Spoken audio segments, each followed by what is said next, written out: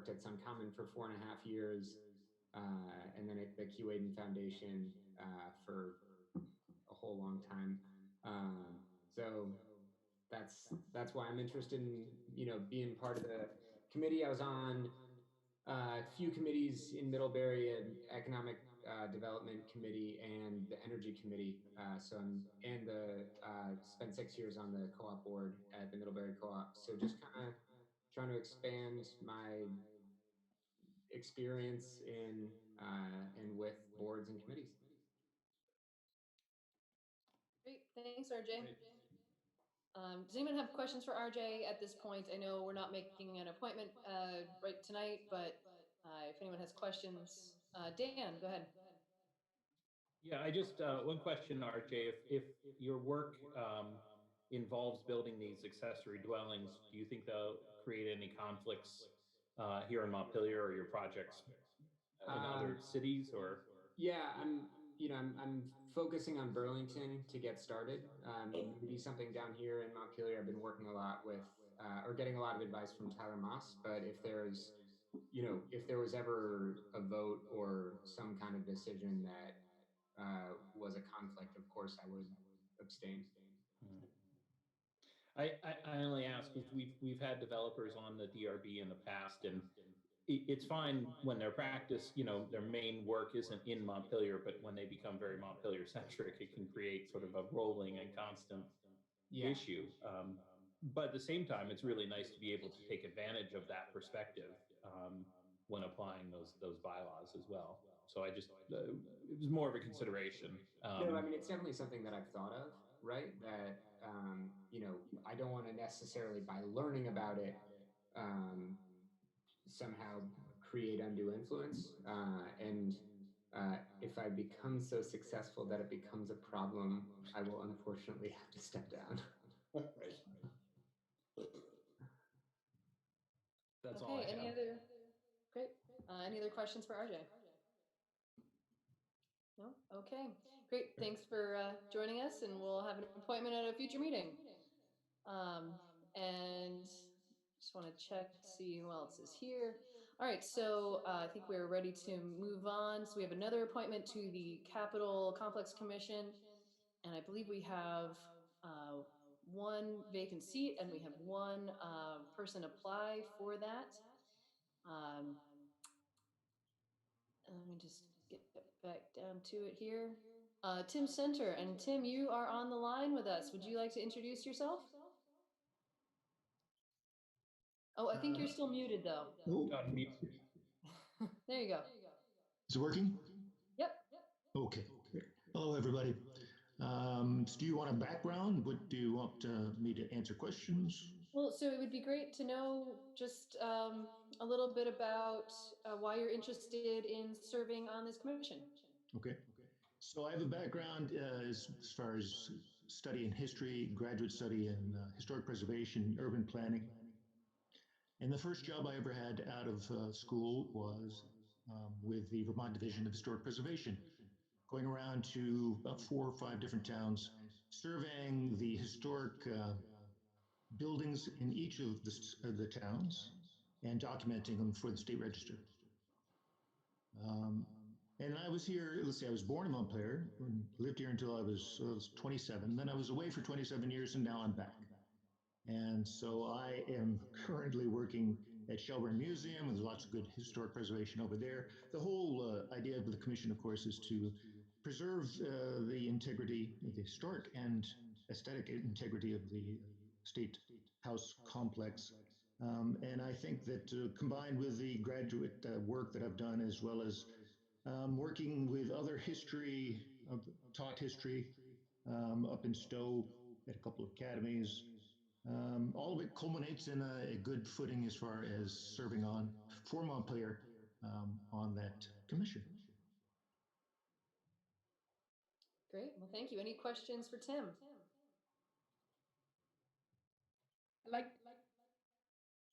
Go ahead, Donna. I'd just like to make a motion Great. to nominate Tim Sutter for that position of the Capital Complex Commission. Okay.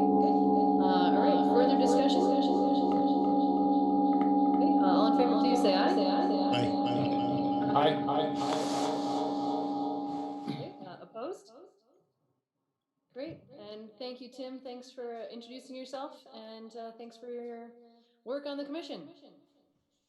Thank you. Thanks, Tim. Thanks. Okay, so on next, so now the next item is the parking garage update, and I know we've received some emails about this item, and I just want to clarify that this is an update, and we will not be taking a vote this evening, but so just to clarify how this process will work, we'll hear from a presentation from city staff and or lawyers or architects, and then we'll have an opportunity for the public to make comments, and then the council will have a discussion from there. And just a note to the public, as this is about an update to the design, I would just ask that folks keep their comments to that topic. And yeah, so that's all, and try to keep your comments to 2 minutes if you can. That'd be great. And I think that's pretty much it for me. I'm not sure who to turn it over to first. Probably Bill. All right, go for it. Thank you. Yeah, thank you. We have with us today our architect, Greg Rabideau. Greg, wave. Our attorneys, Joe McLean and David Rue. And I think just on voice is Stephanie Clark, our consultant. Oh, no, there she is. Um, so as the mayor mentioned, just some of the council members I talked to individually, I may have made a mistake in speaking with you. I thought we were actually filing a court filing today, but we only had to present this information to the appellant so they could see it today. So you certainly can look at this. We will plan to run a public process. Obviously tonight we'll take comments, and then we'll publicize this proposed change over the next couple weeks. It'll be on the next meeting's agenda, when Stephanie will and all of us will have more financial information. We're still getting cost estimates on this revised design. I think our plan tonight is that Greg will walk us through the proposed design changes and why they're being made. And then Dave and Joe will just provide any update on sort of where we are in the legal process. If people have questions, we don't really have any legal strategy to talk with the council tonight, but certainly could if you wanted to. We do have the executive session option, but we don't see a need for it tonight. Basically, the purpose for doing this was, as we've looked at the project and listened to some of the concerns raised by appellants and others, we've just tried to figure out ways we could improve the project and address concerns that were raised, but also make it a better project for the public.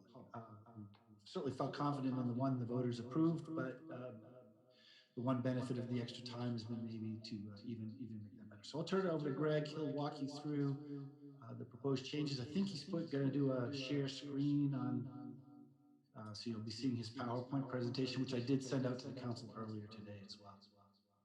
So take it away, Greg, and you're muted right now. Thank you. I'm going to ask, can everybody hear me? Can now. Okay, so if my volume is fine, I'm going to go ahead and tap the share screen and start the presentation here. If I can go ahead and, so why are we reviewing this project? Why is it coming back in front of everybody? I don't have to deal in detail with this. It's because the project was appealed, and we are making efforts to resolve those appeals through council. If there's any legal questions, those will go to David Rue. But the package I'm going to show you tonight is, along the way, we've received instructions from the legal team and from the city staff to make various proposals and modifications to the design that was previously approved. And what we want to do is bring you up to date on what those design changes look like, and to sort of make people generally aware that some version of this is what will constitute the quote unquote design as the project moves through the appeal process. This is what they'll see at the environmental court. Here is a overhead view, if you will, of the redesigned project. The garage is prominent in the foreground here. You can see the rail bridge, and just next to it, the new pedestrian bridge that was constructed last year. Off to the far left on the screen is 1 Taylor Street. The large red L-shaped building in the back is the existing Capitol Plaza. And you can also see in this view the proposed Hampton Inn and Suites, which is shown white about the center of the screen, and Christ Church Episcopal at the sort of top right corner of your screen. Um, just down at the bottom right-hand corner of your screen, you can also see an important structure, the Overlake uh, LLC property that abuts the Haney parking lot and is generally referred to as the garage. Um, the building itself, you'll see, has been changed in design. I'm going to walk you through those changes, but I just want to take a moment to look at the overall picture and point out that you can sort of see in this picture where the Haney parking lot comes in, and just to the left of that, there's a lighter gray strip that represents a new feature to the project, which is a continuous recreation path that will connect State Street to the rec path right about where the bridge converges with the existing path. And other things I'll point out is that you'll notice that the top line, or the parapet line of this building, is level. That's because we're proposing a change in the design format from a ramping type garage to a garage that features flat floors with speed ramps at the end. And I'll explain why that's happening. The goals generally, as far as this redesign process, was to number one, provide for clear pedestrian and bicycle connections to the recreation path. I think there was a lot of concern in earlier versions that getting from State Street to the rec path was convoluted and maybe difficult.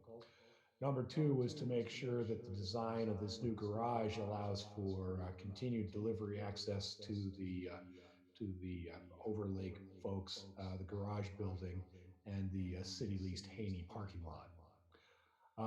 We also wanted to reduce the visual and physical impact on the Haney parking lot and the views that that lot provides from State Street towards the river, especially at the intersection of Elm. And finally, to refine the exterior design, create a more conventional exterior appearance.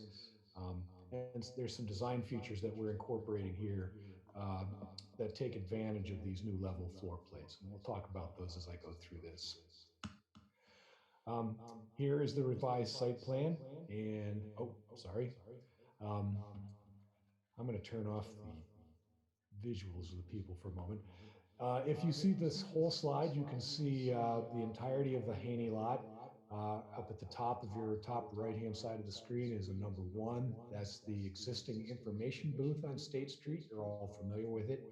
That is the beginning point of the pedestrian connection to the bike path. Moving down through the Haney lot, you'll see at number two, that red number two indicates that before, the garage building and the proposed city parking garage came together was about 20 feet. In this new proposal, that's been moved to the west 27 feet for a total of.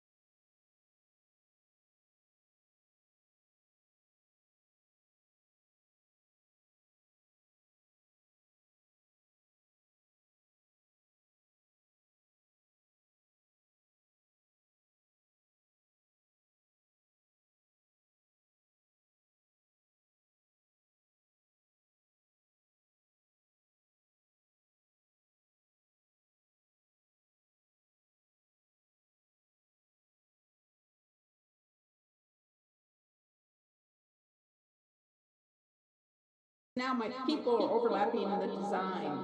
So I don't see as much of the design. You can also, Donna, you can also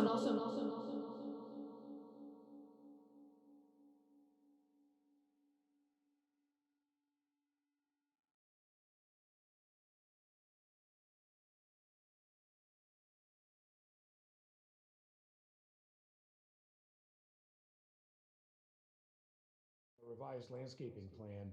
It's the same as the site plan, but it's a little bit more greened up. And I'm going to focus on the intersection of the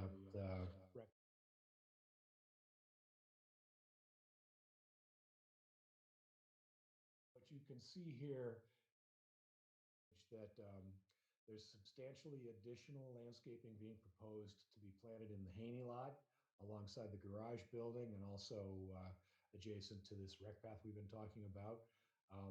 There are also east and west connectors on both sides of this garage, north and south. Starting just past the parish hall, there's a little node where there's some benches and a tree and some directional information. That takes you up an accessible route to the main level of the front entrance of the garage where the pay kiosk is, and also directly to by a crosswalk to the Hampton Inn. You'll see a path going north and south between the Hampton Inn and the garage with some sort of volutes, or I don't know what you want to call those, sort of sensuous shapes that James has designed. That indicates a special pavement program that is used as a directional wayfinding to get from the lobby of the hotel down to the bike path. And also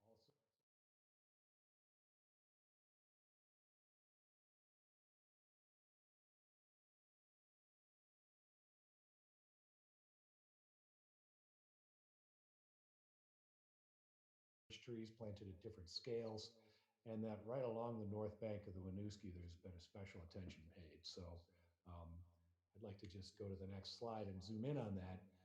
You can see when you get to the end of that bike path at the opposite end from the info booth, you land in this little garden-like area, and there are tools and signage and places to sit, and also, you know, you've got the bridge over the river plus the historic bridge, the river itself, obviously.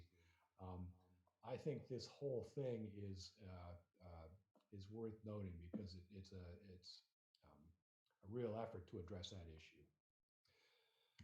Moving on, I also want to just briefly point out that we've done the technical analysis. The civil engineers have reviewed their plans to make sure that the kinds of trucks that are currently coming and going from the project may still be served. That includes garbage trucks and typically what we would call a high cube truck, the kind of thing that Shadow Cross Farms delivers eggs in, for instance. At any rate, this slide also reiterates the point that the building space between the garage and the garage building is now 47 feet, more than double the previous spacing. This is what pulling that building back 27 feet accomplishes. If we stand on the corner of Elm Street and look down towards the river, the view we will see, the garage shows just a wedge of it shows just above the information booth if you're trying to find the garage. You can also see in that view the trestle bridge, the railroad bridge, and just in front of that you can begin to see how the path rises up to meet the rec path. This I think is one of the benefits that now these buildings align in a much more sort of formalized way that reads more like a typical streetscape. This is the same view. I swear the garage is modeled into this, but this is what happens when those mature maples grow up in the summer. They pop, and the whole thing will disappear from this particular point of view. But I'm sure once you get up to the information booth, you'll be able to see exactly where you're going. Design changes. This slide deck is available to everybody, so if you no need to keep notes, I guess. The parking garage, as I've mentioned many times now, is 27 feet shorter east to west. The new design has just 3 fewer parking spaces than the previously designed and approved 348 space design. I've brushed on this that the parking garage has changed from a garage where the parking surfaces themselves are sloping to one where the parking surfaces are level and that there are ramps at the end. I've got more to say on that in a moment, but that is one of the changes proposed. The recreation path connection, I think we've covered that adequately. And as we've changed that format, as I've mentioned at item 3 there, the level floor plates are going to have impacts on the final articulation of the building facades. I'm not going to spend a lot of time on this slide. Oh, sorry. Because I think people will glaze over if I try to read a chart to them.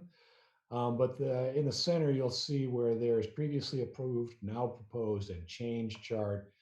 This is how tall is this building now. We recognize that in making the building shorter, we've also made it a little bit taller in order to maintain a similar number of parking spaces.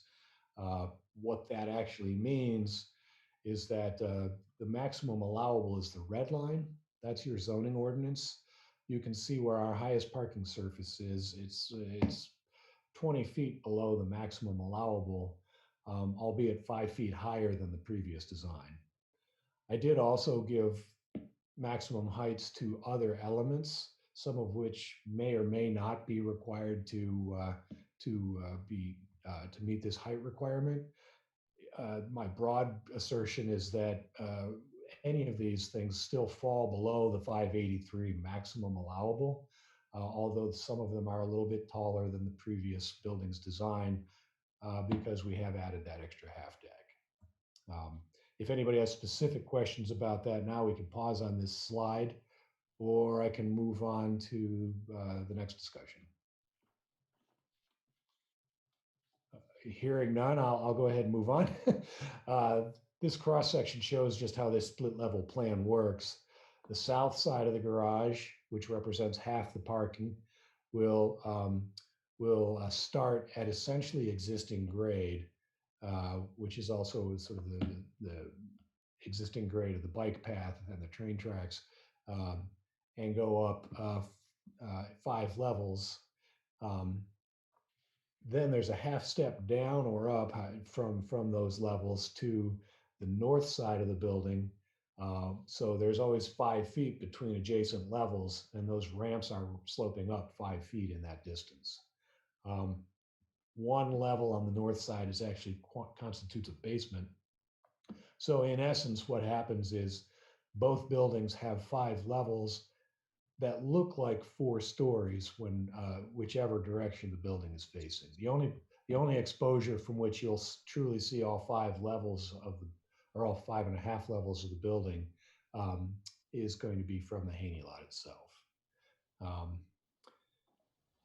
And you can also see here a little bit that there are ADA compliant pathways on all 4 sides of the building, and we did talk about that. Here you can see what that level configuration looks like from the north looking down into the project, and I brought this slide up to sort of indicate a couple of things, but this shows how it relates to the height of the adjacent Hampton Inn. It also shows its relationship to the church and the existing Capitol Plaza building. This north elevation also shows the variety of facade treatments in one place.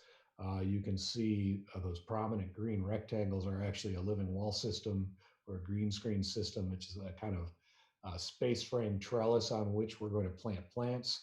But you can also see something new in this design, which is the introduction of punched masonry openings with stone or masonry trim around them. That is right in the middle of that garage elevation. That'll happen at least once on each of the elevations, and it's intended to read as a more traditional window pattern in the district. It's also one of the things that's made possible by the fact that I now have level floors and I can make sense of such a pattern, both structurally and design-wise.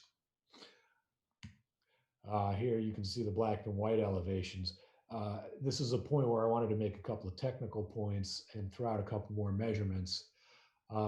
By your zoning ordinance, the top level of each of these parking bays is a roof and not a story. So typically when you're looking at this from, say, State Street down the entry drive, what you're seeing are 4 stories. The top elevation shows that precisely that exposure. or that actually shows the exposure from the bike path. I'm sorry. But that's the same thing. When you're driving along the bike path, what you'll see is a 4-story facade where there are cars parked on the roof. And that Courtney, work. I'm gonna interrupt you real quick. I think Jack had a question. Sure. Yes, and I'm not sure if this is, am I on? I can Yes. hear you. Okay, good. I'm not sure if this is the time to talk about it, but questions about the change from the sloping to the flat design, because I remember there was a considerable amount of discussion about that choice when we were deciding on the design. And I recall that one of the issues had to do with the flat decks and the load carrying capacity that would be required for adaptive reuse. And as I recall, I think the members of the council thought that the slanting decks were a better design. I don't remember now what those reasons were and why you now think this is could you talk about that and why you now think this is a better design?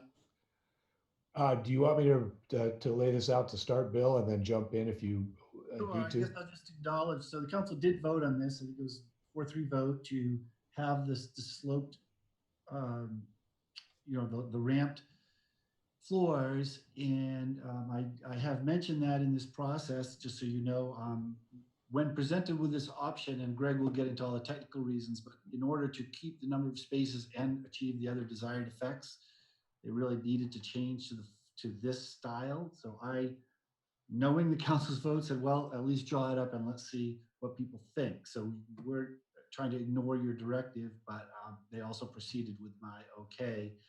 And Greg will give you the sort of who, what's, whys, and where's for that. So I don't have a prepared slide to answer this question, but I do have the section showing, I've gone back to that slide just so we can refer to it as we speak. There are a couple of geometric reasons why this is necessary. I'm going to start with one major one, which is that when you park cars on a sloping surface, there's a maximum sort of acceptable cross slope beyond which you can't really open your doors going uphill, and you can't really control your doors opening into other cars on the downhill side. We were in the original design attempting to keep the parking deck ramped sections at about a 5% slope. Slope is just a function of rise over run, and so as the building has gotten substantially shorter, we fell out of the operative range for that arrangement. Shortening the building is vital to solving all the problems with the overlake folks and the other issues we've already brushed on tonight. There are a couple of other reasons why we want to do this too. In working with our contracting team and the design team, in the wake of the appeal, we came back to this option as an option, whether or not it's intended to be reusable, because the vendors were telling us this would be a less expensive frame to build, and we are hoping to achieve some cost savings by design so that we can offset the costs of the appeal. Much beyond that, I'd have to have you talk to Bill or David about specifically what I mean there, but we've taken it on ourselves to find savings so that the overall project budget, including the costs of what we're doing now, still fit within the framework we're trying to hit. So if I can jump in here too, Jack, my recollection of that conversation was that there was some thinking around ADA accessibility, and what's your take on the ADA accessibility of this current design? Is that directed to me? Yes. Oh, okay. I'm sorry. I thought you were speaking back to the original speaker. Okay, so the ADA will require this garage to have something like 8 or 10 accessible spaces. Our intention is to weigh those heavily towards the lower levels for convenience sake. but the project still has an elevator serving the levels that have accessible decks on them. I think the ramps themselves will be too steep for someone in a wheelchair unless they're really gutsy, because those speed ramps are significantly steeper than 5%, or well, than the 20, the 1 in 20 that accessibility would require. Okay, but there'll be handicap accessible spaces at the bottom. Well, they'll be distributed throughout the project, but the north bay, the bay facing State Street, there'll be weight on that side of the building. Okay, which is towards the elevator. But all floors will be accessible via the elevator. Okay, Yes. great. All right, and Jack, did you have something further? Yeah, so just a couple of further questions or observations. One is that it sounds as though the paramount reason for doing this is to reduce the building footprint, which presumably makes it more attractive to people who have concerns about the design. And the other thing, which I was more of a question, this change in design doesn't reduce the capacity to have as many charging stations as the need develops for, does it? Oh no, there's nothing in this. In fact, our earlier things we've talked about, like the number of EV charging stations, we think all those solutions need to remain in place. And I'll also preface my future remarks coming up by saying we also think that all our decisions about materials and what's appropriate need to remain in place. There's a lot about this design that sticks to what the work we've already done together. But shortening the building is the linchpin to sort of addressing along this list of concerns. Well, as somebody who supported the sloping design, I think that this explanation is entirely satisfies all the questions that I had. Thank you. Ready to move on, or? Sure. Okay. We touched on this slide and some of the features of it, and also mentioned earlier that the palette of materials here is as it was before. You can see that the building is broken up into alternating patterns of windows or big openings or green screen. There's a lot of variety here, as is required by your zoning regs. But the types of materials that we worked out with the DRB, the Design Advisory Board, and the Development Review Board through the review process, we've made sure we've maintained the integrity of those issues. And here you can see a cross section of the building. I think this is an instructive view, if boring, but this shows you the south side wall as it's facing the bike path with the lowest parking level at 523, and shows you how we get 5 levels of parking in 43 feet. The actual parapet itself is not notionally the height of the building when it's measured under your ordinance. It's really the parking deck, which is 40 feet above grade, but the wall you'll see as you drive by will be 43.5 feet tall. And you can see there are the projecting trim bands and other features that are required by your ordinance for the downtown business district. There are many different cross sections to this building because we have so much variety, but this is the most typical at the green screen. This is a view, I really like this view, and I love the guy, Alan Spencer, in my office who does this stuff for us.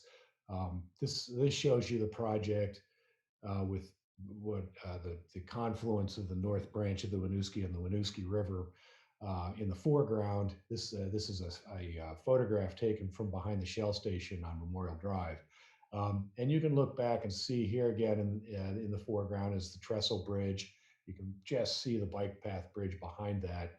And then you can see the garage with the birch trees, the green wall panels, and don't forget we had these sort of public art pieces let into some of the openings.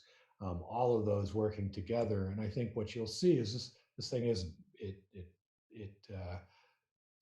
it's not shocking to see this here. We've taken a lot of effort to get this to blend into the landscape a little bit. It's a big building by its nature, but it's in a neighborhood full of big buildings, and I think this view presents the project very well.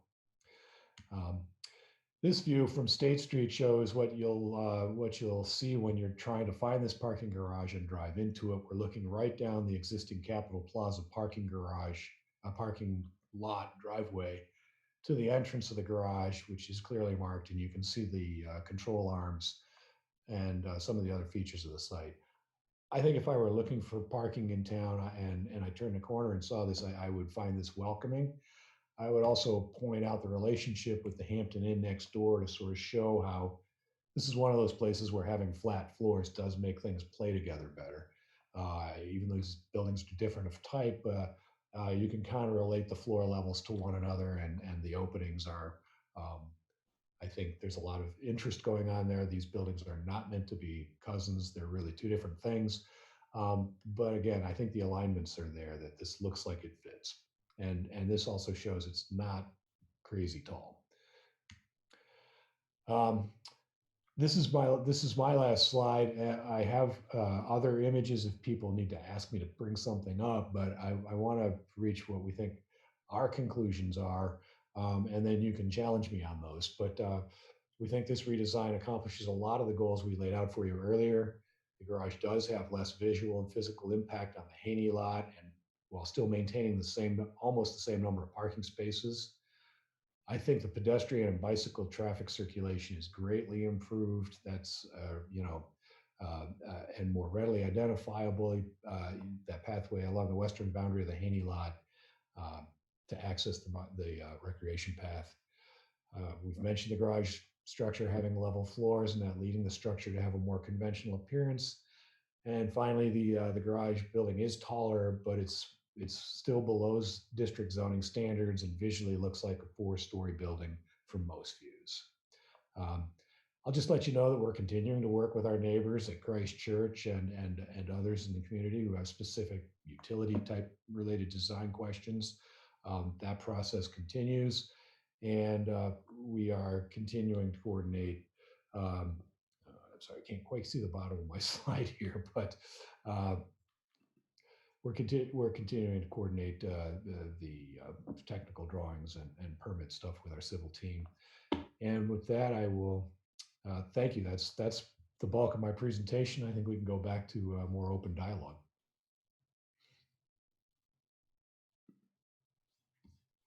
If you wouldn't mind taking your screen off of screen share, it might be easier for everyone to see everybody. And I think I saw from Donna, did you have a clarifying question? Hurrah, these pictures are so good. I'm just so pleased with that we got these slides before the meeting so we could look them over. 3 and 14 especially put it in proportion. Just very pleasing. I love the changes. Thank you. Well, so before we get too far in, is there any other clarifying questions? No. Okay, great. All right. So I'm sure oh, Dan, did you have a question? Just a few quick ones. On the bike path that runs through the Haney lot. Yes. Is that going to be sort of a raised sidewalk? Well, it'll run along the curb line on the west side of the parking lot, but it's 8 feet wide for most of its length, and it's an ADA compliant grade from end to end. So you could do it on a bike, you could do it in a wheelchair, but yeah, we need that curb line. Probably going to need some vehicle curb stops because we don't want to have a lot of people overhanging the bike path when they park nose in. Okay. Cool. Anyone else with clarifying questions? Jay, go ahead. Just one quick question. The view looking from the other side of the river and the green screen, it would appear that visual doesn't include the Confluence Park and any changes that might happen along the river on the transit side of the bridge. No, I'm sorry, it doesn't. We took our base photographs back when there was good weather, so I couldn't run out in preparation of the meeting and recreate that view with any work that's been done in that area. I know the construction trailers and stuff have been moved out, but we have not included the designs that are off property because Confluence Park happens on the other side of the rail tracks from us. That's just kind of what we had to hand when we put this together. Yeah, fair enough. I just wanted to make sure we have clarity on what that view shed would look like from that side of the river, et cetera. Something Because that that's going to change. It'd probably look better actually, but that's okay. Yeah. Yeah. Yeah, I'm If gonna. you've been here. I mean, those slides, I know you're aware, they take a fair amount of resources and time. And for the purpose of the application for the project, we really had to focus on the bounds of what we're doing. I think it would be, I don't know, we'll have Greg's firm or someone, to expand that view to include the approved design for Confluence Park so people can really get an overview. But this is sort of on its way to being submitted as a court proposal. So that's not part of this application, but there certainly would be a good high value thing to have. Well, sounds good. I just wanted to point that out, that those sort of changes, there's some subtlety changes there that are important. So. Okay. Great. Anyone else with clarifying questions? No? Okay, and I'm sure there's probably some folks from the public who want to speak to this. So in order to have this go sort of in an orderly fashion, if you have any interest in speaking to this, if you wouldn't mind unmuting yourself and just giving a quick hey or hello.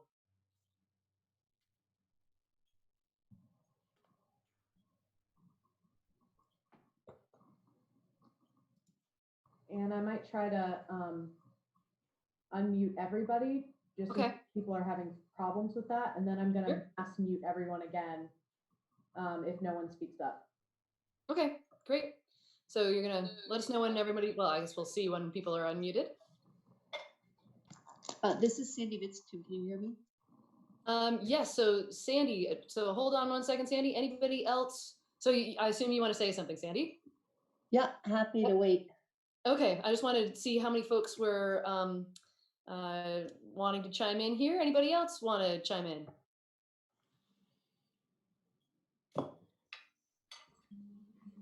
Okay. All right, so I'm going to mute everyone and then unmute Sandra. Okay, very good. Thank you so much.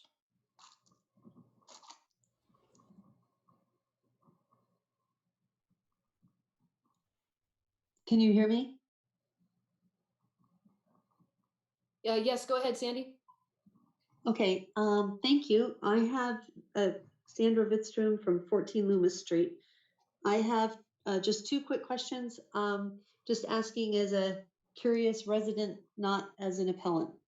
I just wanted, I'm looking at these drawings as you go through them myself, and I see that there's a 10-foot floor-to-floor dimension for the flat floor concept.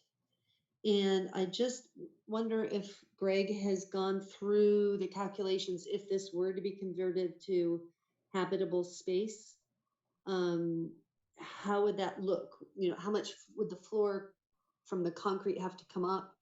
And how much would it have to come down for things like wastewater drains? Would there be a reasonable amount of finished floor height for either office or residential use? Would there for living space height, I guess is what I'm saying, because it seems like it might be, the ceilings might be less than 8 feet high. Robin, you are still muted. Greg. Oh, Greg, sorry. Sorry. I'm using my wife's very slick MacBook Pro because okay, got you. because my webcam is dodgy. Now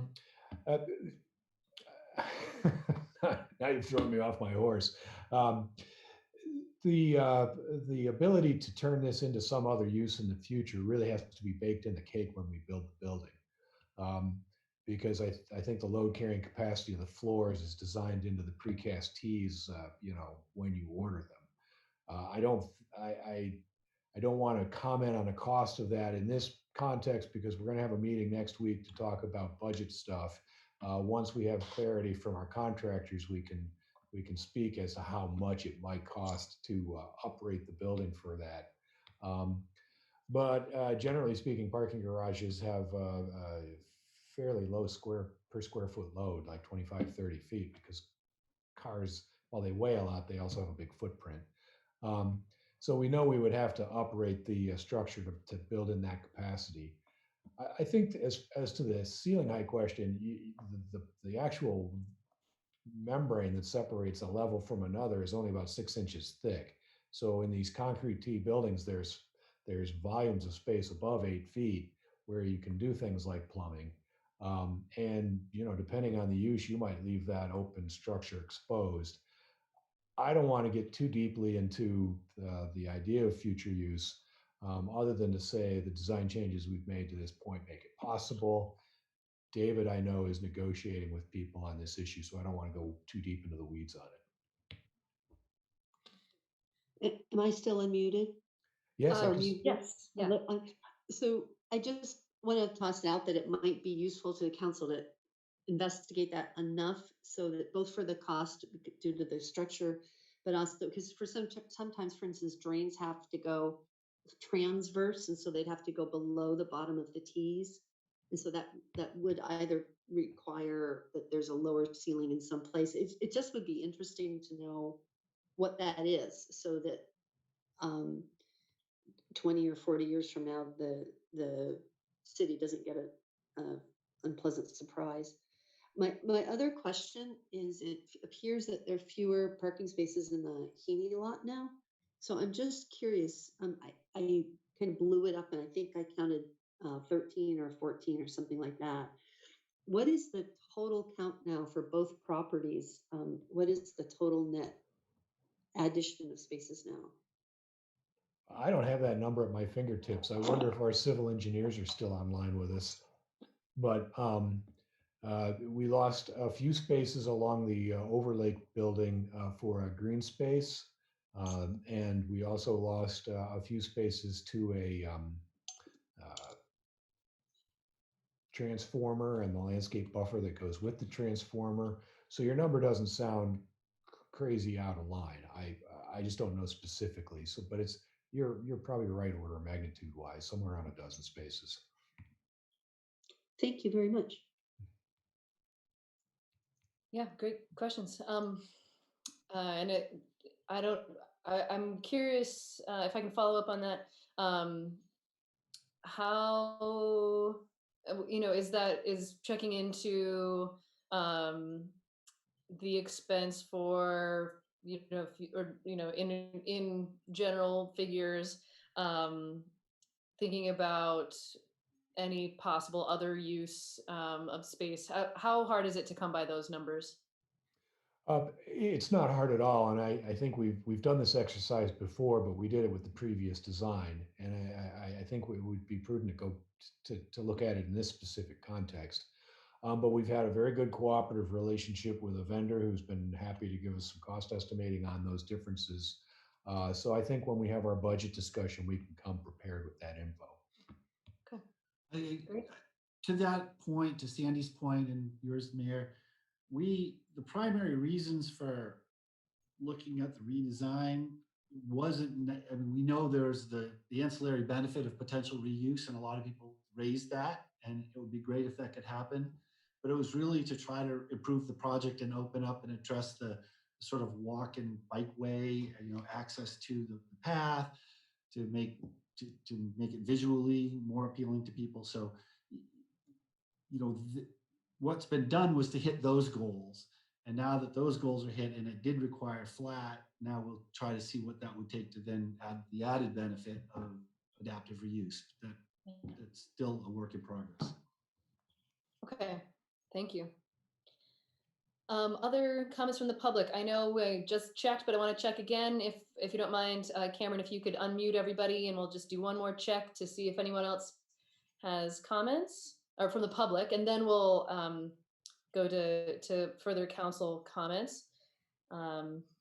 So I'll let you unmute everybody here real quick. Everyone is unmuted. Okay, anybody else have something they'd like to say about this?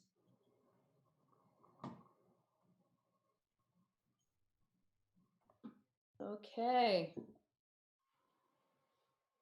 I'm all right, mute everyone again. okay. Okay, and so thank you. And any comments on this from council?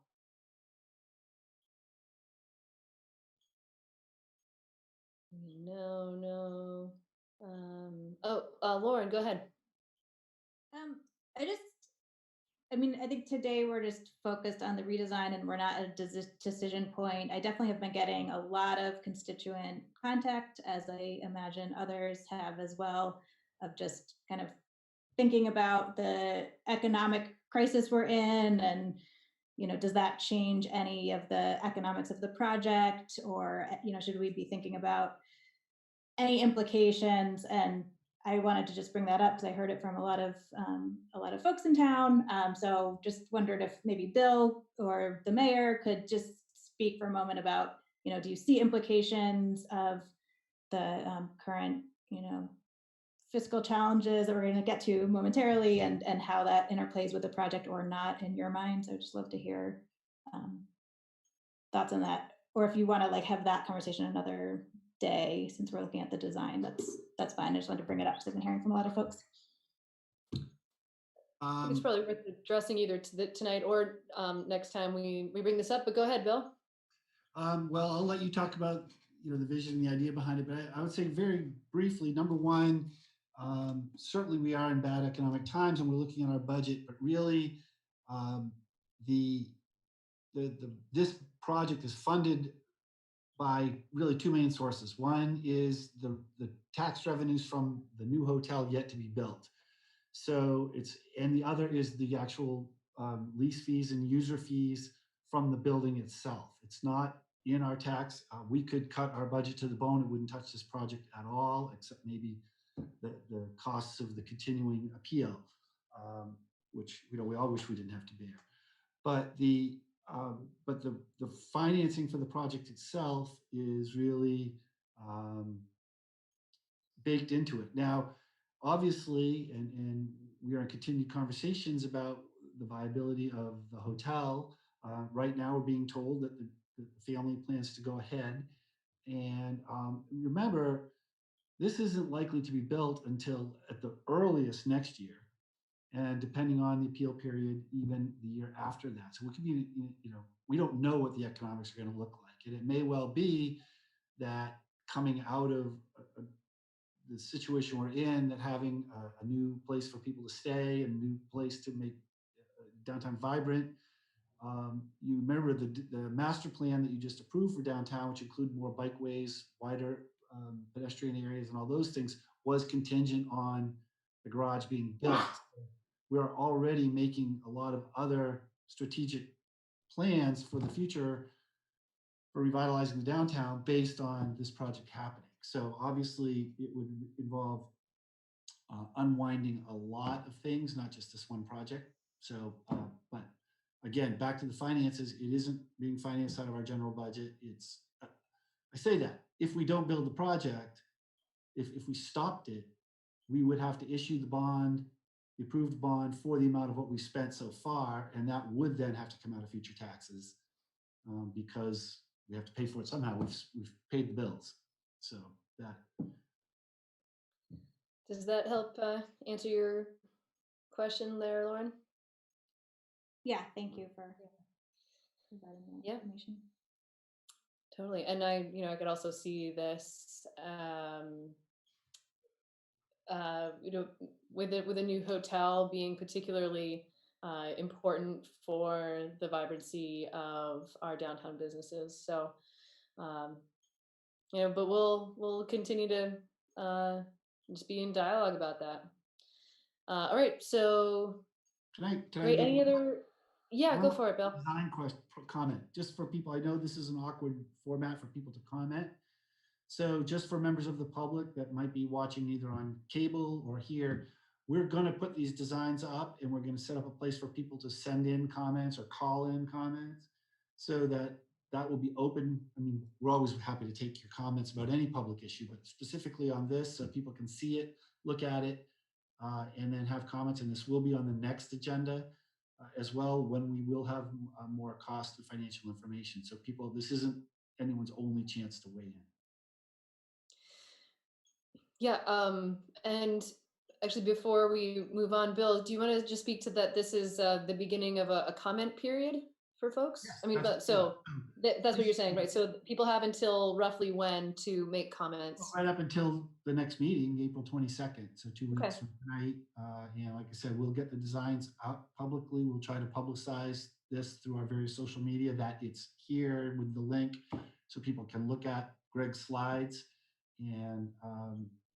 And we'll, I don't know whether we'll just set up one of our addresses, or maybe set up a new, parking garage at Montpelier-VT, special line where people can weigh in. We'll think about that tonight, tomorrow.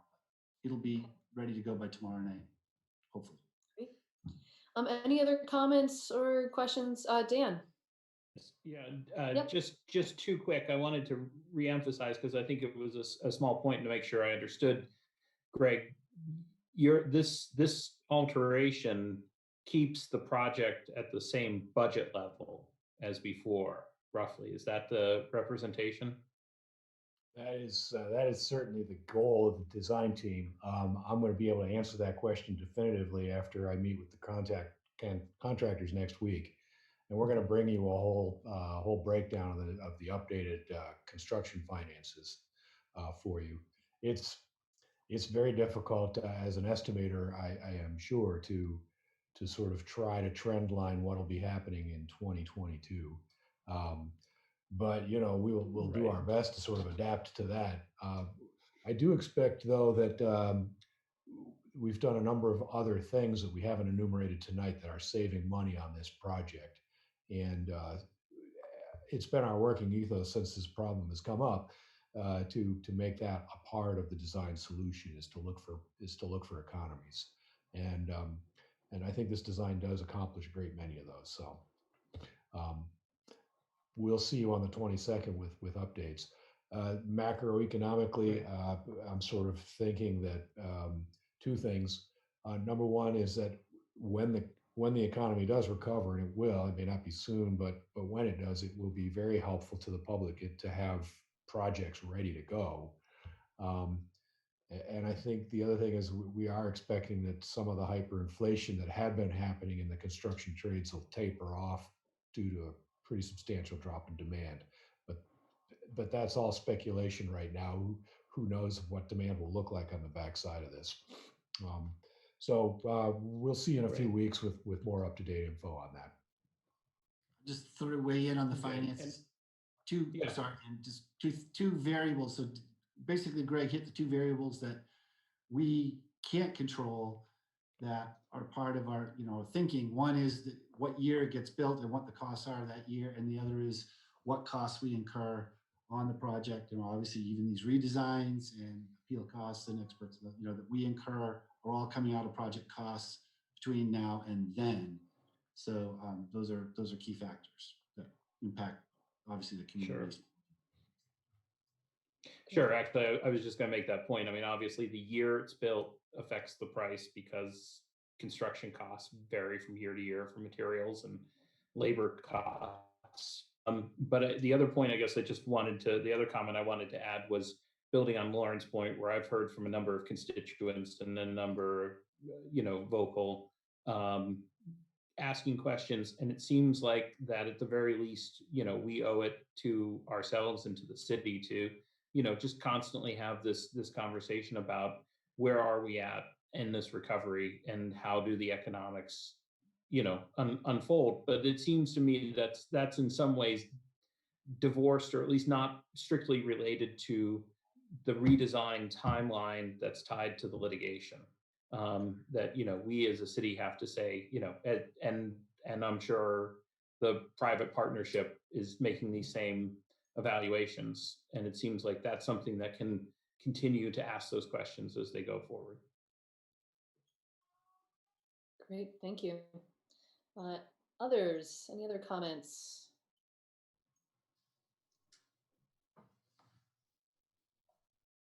Okay, well, I'm not seeing anybody else wanting to make comments on that. So I guess we'll leave it there. Thank you so much for your time. Thanks for Did the people- updates. Yes. Sorry. No, Did go for people it. want to get an update on where the litigation is? As in, do we want to go into executive session? No, I think Dave can just describe for, it's been a while since we've been updated. I didn't know. Oh, okay. Sure. Yeah, I'm sorry. I didn't mean to cut that part off. Great. Dave or Joe? Yeah, hi everybody. How are you? I know I'm gonna stay away from sort of attorney-client advice here and give you sort of the 30,000-foot view since we're not in executive session. There are also some parties I see on the line, but I'll tell you where we went from the local and Act 250 hearings quickly and where we've been over the last year or so. As you know, the subdivision approval and site plan approval from the Development Review Board were appealed to the Environmental Division back in January of 2019. We then had an Act 250 hearing for both the parking garage and the hotel in February of 2019, or I think it might have been January actually. And then just back up real quickly, the zoning approvals that were appealed were only for the parking garage subdivision and site plan, not for the hotel. But the Act 250 application that we filed were for both structures. The Act 250 permit was granted under the downtown development findings procedure, so a little bit of limited review under Act 250 as compared to the full-blown process. The District Commission did approve the hotel and garage with conditions, and the Act 250 permit was appealed as well. What we did in the early stages of the litigation, we're focused on two things. One, party status issues and narrowing the number of parties in the case, and two, focusing on the issues, because what we're dealing with is a municipal project. It's entitled to limited review under the city's zoning regulations and state statute. Also, there's a different jurisdictional trigger under Act 250 for municipal projects.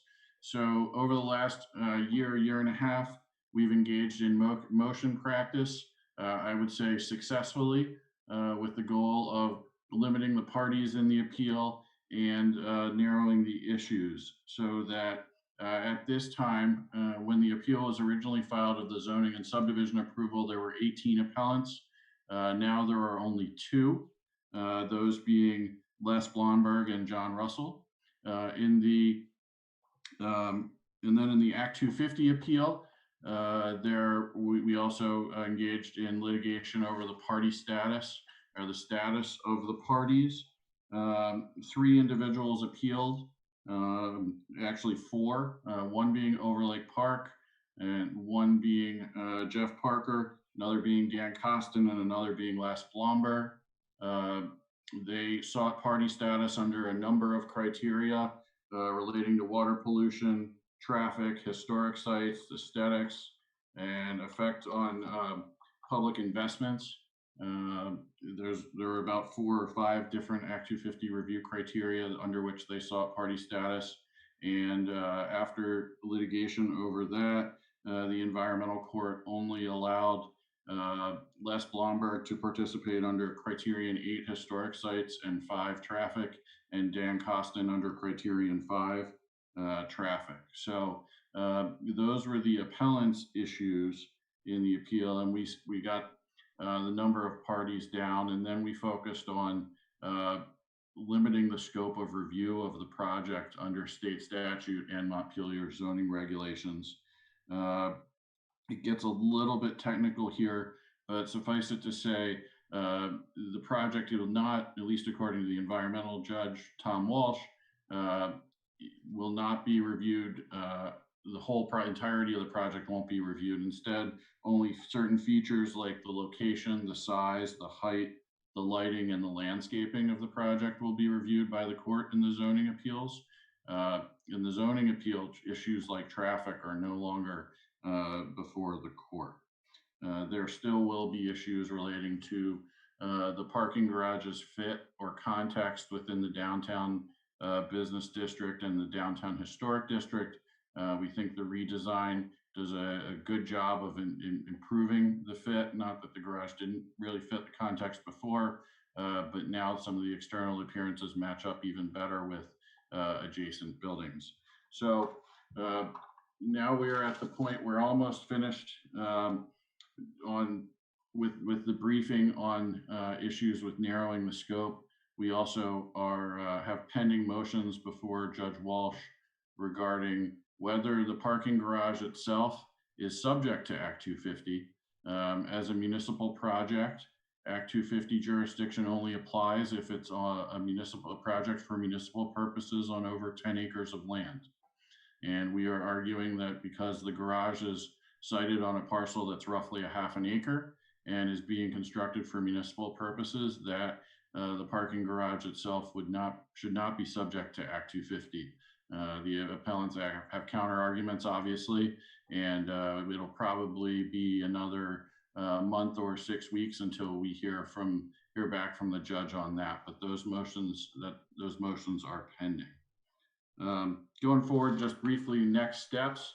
We've introduced the redesign and shared those plans publicly today.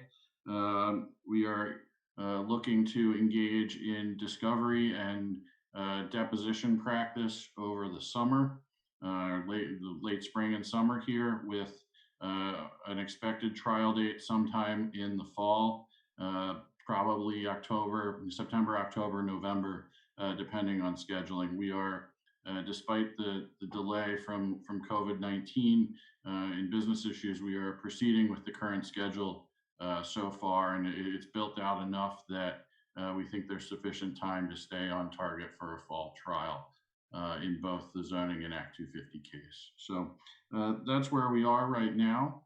I don't want to get too much further in depth because I want to maintain attorney-client confidentiality, but I think that hopefully gives you a good at least 30,000 foot view of where things stand. But I'm happy to entertain questions and answer them the best I can under these circumstances.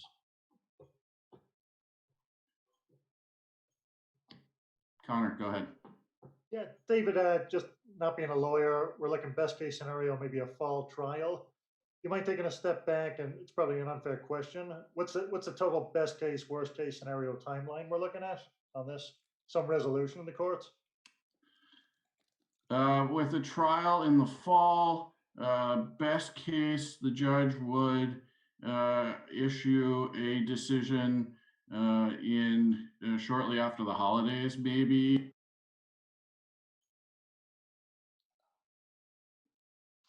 Lost you, David. David, you appear to still be.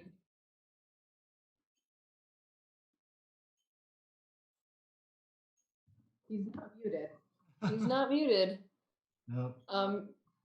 David, you may want to try the audio settings on your computer. Joe, can you help? Can somebody text him? I don't think he hears you. Joe, you're also still muted. Nope. How about now? Yes, there you are. Okay. Well, to finish David's thought, we are scheduled to be trial ready by August 15th. It is unlikely that a trial will happen in the month of August. We're probably looking at sometime later in the fall, with probably a most optimistic date for a decision being sometime around the first of the year. You know, David had you're back, Dave. I'm just finishing your thought here. David had Okay. mentioned that we have a stipulated scheduling order that we're operating under that anticipates discovery in May and June, and including the possibility of mediation. Of course, all of those things become somewhat more challenging when you take social distancing into account. So my expectation is that we are probably going to be pushing the long side of these deadlines, and that we will probably be looking at a trial. If the trial goes forward in the fall, we may be looking at a decision date sometime in the first quarter of the new year. Yeah, I don't know where you guys lost me, but I was going to. Best case scenario. Oh, okay. So yeah, after it, I'm sorry about that. Somehow my microphone magically turned off. But then if we do get a decision in that first quarter, I would say that in the absence of further appeals, the construction might be able to start in late summer, just because it takes time to do final construction drawings and things like that. But there's also a possibility that there would be a further appeal after the trial court's decision is issued. And if that comes in March or April, or hopefully more like February or March, and if a further appeal to the Vermont Supreme Court would likely take another year. So it would then, that takes us out to probably March 2022 or so. I apologize again for losing the microphone there, and thanks, Joe, for stepping in. Well, thank you. That's helpful. Any further questions for the lawyers here?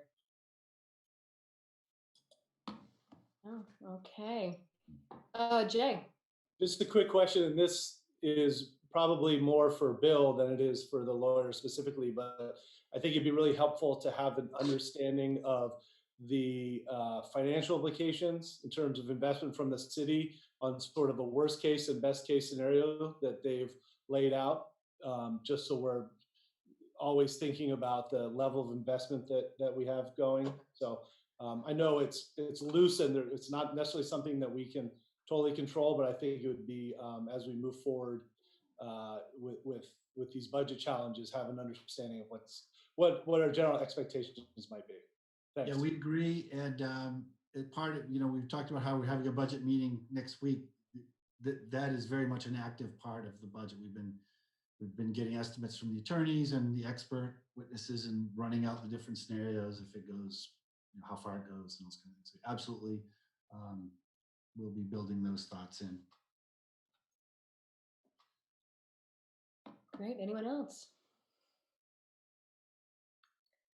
Okay. Well, thank you again for your time. Thanks for this update. This was really helpful. And if folks have comments about the updated design, there will be a place on the website and instructions on how folks can leave comments about those designs. So, all right. Thank you very much. Thanks so much for all your work. Thank you. Thank you, everybody. Yep. Great. All right. So we're going to rearrange a little bit of the order of the agenda. We're actually going to jump now to the Above and Beyond Award, which is an award in which we recognize a member of the city staff. And I'll turn it over to Bill. Thank you. And I know that she's on. I don't know if she wants to go to video or not, but maybe we should unmute her, Cameron. But as you know, we have a monthly award for our Above and Beyond person. This month is Jasmine Benson. Many of you know Jasmine Lamb in my office, but Jasmine Benson works down in Public Works and is actually the more senior of the two Jasmines. She has been a really wonderful addition in the DPW office, but got her award this month because when the whole COVID-19 came, she just jumped right on it and created our cleaning stations around the building and made sure we got stocked on things and made sure that they were all the right information for us. And in fact, even since the since this award nomination, she's continued to do that. She's working remotely from home. She's expecting and wants no part of this virus. And but she zoomed in with our HR person and came up with a really great list of questions for people for the furloughs and kind of a frequently asked questions, and did that all on her own. So she's been just wonderful to have with us, and we're happy to award Jasmine Benson our Above and Beyond recipient for this month. Thank you so much. And I really appreciate all of you guys' support with everything. Yeah, you've been great to have, Jasmine. Thanks for all you do. Of course. Yeah. Thank you for all your work, Jasmine. Thank you, Mayor. I'll go to bed. Not yet. Too early. Great. I'm so glad that we get to do this award. This is great. It is great. If you were here, Jasmine, we'd be giving you a big ovation if we were all in the room. So true.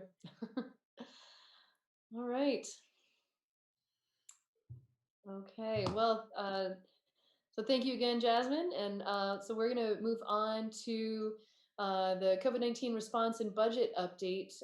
So I'll turn that over to Bill. Yes, and with the capable expertise of Kelly as well, we're also going to have a share screen thing. First, though, I think, Cameron, did you want to go through the response that we've come up with, or did you want me to do that? Sure, I can do that. All right, great. So what we're going to do is outline the continued updates of things that we're doing, and then we'll hit the budget items after that. Okay, so forgive me, I'm working off multiple computers, so this might be weird. But I'm going to go through the memo we sent earlier. We did get some state updates, as you all know, and we do want to state publicly. The state has passed House Bill 681, which allows us to waive the physical location requirements for public meetings.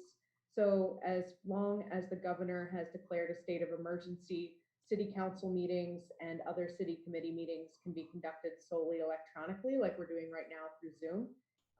And the options for public participation will be online and telephone only. We will always have the number listed on any public agenda on our website, which is always available. If you want to look for upcoming agendas, that will be where the call-in information is listed. Can I interrupt you right there, Cameron, quickly? Yep. I just noticed that there's a lot of familiar names on the screen of folks that are attending. If you are so inclined to shoot me an email about how this experience was for you as just as an attendee of the meeting, not a member of the council. Just we're always trying to get better at this. So any comments you have would be really helpful. So sorry, continue. No worries. We appreciate that kind of feedback. We also had some general updates. We've created some new policies to protect our staff and residents. Our public works department has made a formal policy asking all DPW staff to travel 1 employee per city vehicle. We have added a list of mental health resources for those who might need them on our COVID-19 response page, which is sort of the headline of our website. Also, we want to make it very public and as many places as we can, noticing that the Washington and Northern Orange County Regional Response Command Center, which is a very long name, for something that is a sort of clearinghouse for if you need any assistance publicly, if you need anything, call them and they will help connect you to the people that can help you get whatever you need in this emergency. Their call line is area code 802-477-5160, and they have a text line at 802-477-5130. We also did some additional building closures and program cancellations. City Hall is currently locked down and closed to the public unless you give us a call and set up an appointment. Our numbers are all also available online due to some safety concerns because there's a severe lack of personnel in the building. Greenmount Cemetery wanted to let people know that they will not be doing certain services for the time being, including general landscaping. So if the cemetery is looking a little scruffy, please forgive them. They will also not be doing cemetery tours. They will not be conducting funerals with more than 10 people in the funeral party, and any burials during the 4-day Memorial Day weekend will need to be rescheduled. We've also canceled all Montpelier Senior Activity Center classes for the spring. If folks were signed up for that, first off, we do apologize. And that if the instructors were going to offer online classes, we're going to connect you directly to those instructors so that you can continue taking those classes with them directly. Kelly and Bill are going to go into a little bit more about our budget and furlough updates.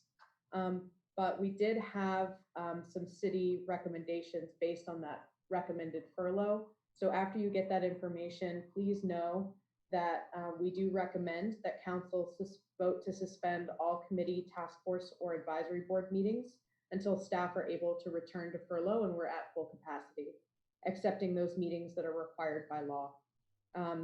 City staff, if you do move forward with our recommendations for some cost-saving measures, including furlough, our city staff will be at a severely reduced capacity as they take on tasks that employees on furlough have left and will not be able to support those committees at this time.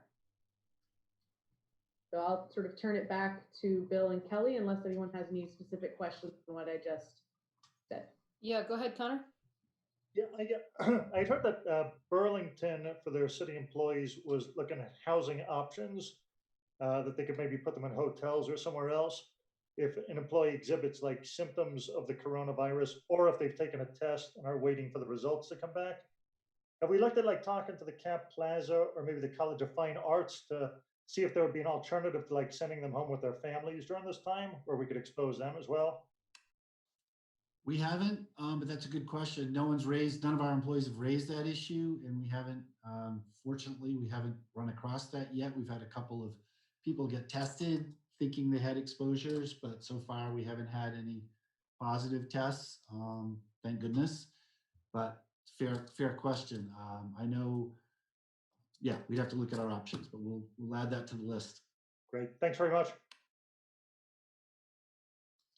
Anyone else? Questions on this part so far? Okay, yeah, go ahead there, Bill, or Lauren, go ahead, yeah.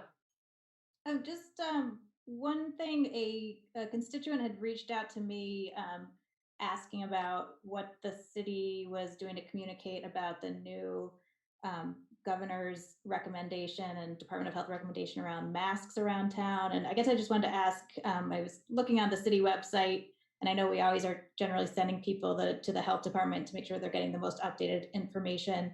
But if, maybe there could be some communication about the current thing put in Front Porch Forum or whatever, to just make sure that that's out to people. I definitely am seeing a mix of people around my neighborhood, and some people are wearing masks, some people aren't, and a lot of people out and about. So it can sometimes actually be hard to stay 6 feet away. And I guess to that point, I just, I saw that there's like Burlington's been closing down some parks and some other things. Are there any areas that the city staff or Parks Department or anything are seeing any problem areas where there are people are continuing to gather? Are there concerns in that vein that we're seeing yet? I can speak to that a little bit, Bill, if you want me to. Please do. First off, we can definitely increase our communication about that. You're right, we have been directing folks to the health department, but there's no reason we can't share some of that information, so thank you. Also, I've been in touch with the parks departments, and they are not reporting any issues at this time, so people are being very respectful on the trails. And we are really trying to go by the state parks recommendations for our parks department, since we understand that really our park trails and our rec trails are some of the only available options to folks right now. So we're just trying to make those as safe and accessible as possible, but they haven't reported any issues to me at this time. We have actually, interestingly enough, we're starting to get a few calls from residents that are concerned when they see gatherings. In fact, I got a call today from a person who was concerned that like 5 or 6 kids were playing basketball at middle school, bumping into each other and all. And I think as the weather gets better, maybe we're going to see more of this. And so we'll try to do some education on all of that. But in terms of the parks, Cameron really nailed it. But you know, people do need to get out. They need to exercise. They need fresh air. And our park system is really mostly wooded trails, and it's kind of ideal for that. So we want to try to hang on to them for as long as we can until we see a problem or until we're told we've got to close them. So it's a fine balance between primary. I did see that Dan had a question, but I also just want to follow up on that. If somebody does see like what looks to be like a gathering of 10 people or so, what should they do? Do we know what they should do? You know, I don't know. Okay. I mean, it's hard to say. Are they a family? Are they, who knows? Right. What Bill. Yeah, because I feel like that could go very badly. Right. Just so anyway. To some extent, people have to. They're sort of we're self-regulating at this point. Okay. I just wanted to clarify that. Thank you. Dan, yeah. Well, two questions. One to build up on that. I mean, I have seen anecdotal reports, and I actually witnessed some on a bike trail where I think there are natural places for people to congregate, and have seen, both on the picnic tables at the new Confluence Park, as well as that shelter over behind the public utility building, people gathering. And so, it seems like there may be some clear spots on that where we may have to put up signage or warnings to people to inform them. And the second is to what extent has the state asked us or asked our public safety department, police department to do any of this enforcement, that now we're getting guidance about fines and citations for violating? Not extensively. We can send you. We did get a guidance. The police department got a guidance from the attorney general, basically outlining the rules. I think the expectation of the state is still that people will voluntarily comply, or that whatever response will be educational in nature, just to remind people. That was the view of our police even before we heard anything. They don't, I don't think they're going to arrest somebody for standing too close, but certainly if they see things and they're trying to get out on patrol more, especially in the downtown and the paths and things. The state has not in any way, that I'm aware of, and I'll check with Tony to make sure this is correct, asked us to pick up the mantle of enforcement, but they have given some guidance. If we can share that. Okay, so there hasn't been any push to alter our general practice? No. Okay. Jack. Yes, thank you. I don't see him on the call right now, but last night at the Transportation Infrastructure Committee, we had a proposal from Peter Lux, who's one of the members of the committee, talking about things that we could do, the city could do to facilitate more distancing, including things like converting Langdon Street to pedestrian only during the emergency, doing things regarding potentially making sidewalks one way so that people don't bump into each other. And so and this went to the mayor and some of the members of the Transportation Infrastructure Committee. I've certainly heard about crowding on the shared use path. Although when I was out on downtown, it seemed like people were not crowding each other on the sidewalks. But I think there's going to be some more discussion of that. Well, and I expect it's going to be an increasing issue as the weather gets better, and the more cabin fever people get from having stayed in longer, they're going to want to get out. And the recreation paths are great, and so they are natural places for people to want to walk. And you run into people and you talk, and even if you're from groups standing apart, then another group comes, and hopefully yeah. So I like the idea of maybe some strategic signing. We create places that people want to be and facilities that they want to use, and people want to be there and use them. Yeah. Victims of our own success. That's it. You know, just in terms of some of the other things that were in that proposal, I'd love to have more conversation about that. I think there's some potentially, you know, good ideas in there. So let's keep talking about it. But we can do that offline, I think. So I actually just got a message from Chief Fakis saying that they have been taking those calls, and in fact, he and I think some other chiefs are having a conference call with the Attorney General tomorrow about expectations and roles and all that. So we'll have more clarity later. That's helpful. Great, thank you. Any other questions at this point? Connor?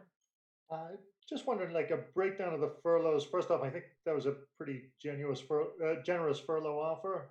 So thanks very much for coming up with that. And that's a lot of people who took a 25.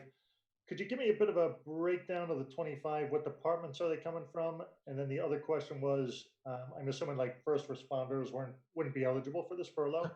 So So yes, and yes, and we're about to go through the highlights at least. I don't know if we're going to go individually, but we do have a presentation about the budget stuff and included that whole aspect of things. Yeah. So maybe that is a good signal that maybe we're ready to move on to that part of it. And any other questions about just logistics of the city's response besides the budget? Okay, great. Go ahead. I'll tee this up quickly, then turn it right over to Kelly. As you know, because of the COVID-19, we're experiencing a lot of loss of revenues, and we have been looking at specific ways to address a fairly large shortfall in a very short period of time in the last quarter. We're really trying to focus on year end, June 30. At this point, we know that this problem is likely to go forward into FY21, but we think looking at that budget and our choices maybe in early June, when we have more information about the situation and the economy and what's happening at that time, makes more sense than to try to guess now what's going to happen after July 1. But we really are focused on April, May, and June right now. So, and Connor, you just mentioned we did put out, I don't know, we haven't hidden it, but I don't think it was common knowledge. We put out a voluntary furlough program where people could opt out of, essentially to be furloughed and go on unemployment. I think that was made, the new federal act, which added to the unemployment benefits, certainly made that more desirable for some people. And we offered to continue their benefits, which we are allowed to do under this circumstance, which normally you're not necessarily allowed to do. But that was a choice that we made, hoping to see who, we set a goal of 25 that we hoped would apply, just given what we looked at, who's essential, non-essential, first responders, those kinds of things, and a target of the folks. And we actually did exceed that slightly. So I think people took the time to figure out what worked for them personally and also, financially. So that said, I'm going to turn this over to Kelly. She'll walk us right through the numbers, and at the end we have a real short blurb about how each department is impacted and what that means for services. I don't know if we actually have the exact number, Connor, of how many from each department, but we can get that for you. But we certainly can. Generally, yeah. But we can explain sort of what it will mean for each department. Kelly. So I'll take it from here. We do have the numbers in the slide deck. The specifics around the departments, we don't have those spelled out, but we certainly can get that to you, no problem. I also want to mention that Donna Barlow-Casey is here with me, since one of the options that we're putting forward for reductions, the lion's share is from Public Works. So if you have specific questions around Public Works line items, you could ask. So without further ado, I'm going to share my screen and just go over the high level detail, and then we'll go from there. So let's see.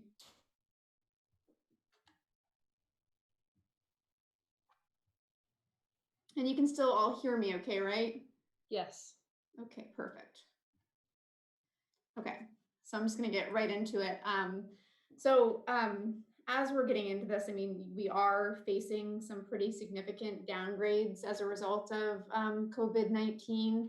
I'm going to get into the details here below, but if you look at the general fund on the revenue side of the equation, we've got roughly, right now we're projecting about $127,000 of shortfall.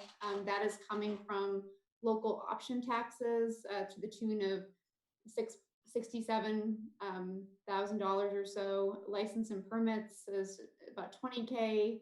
Fees, charges, and services $12K. Fines and forfeitures about $2.5K. And then ambulance billing is also down, and so we've taken that into account here for about $25K. And then on the expenditure side of the equation, we're running a little bit hot in certain areas, and so these are some of the larger ticket items and rolled up.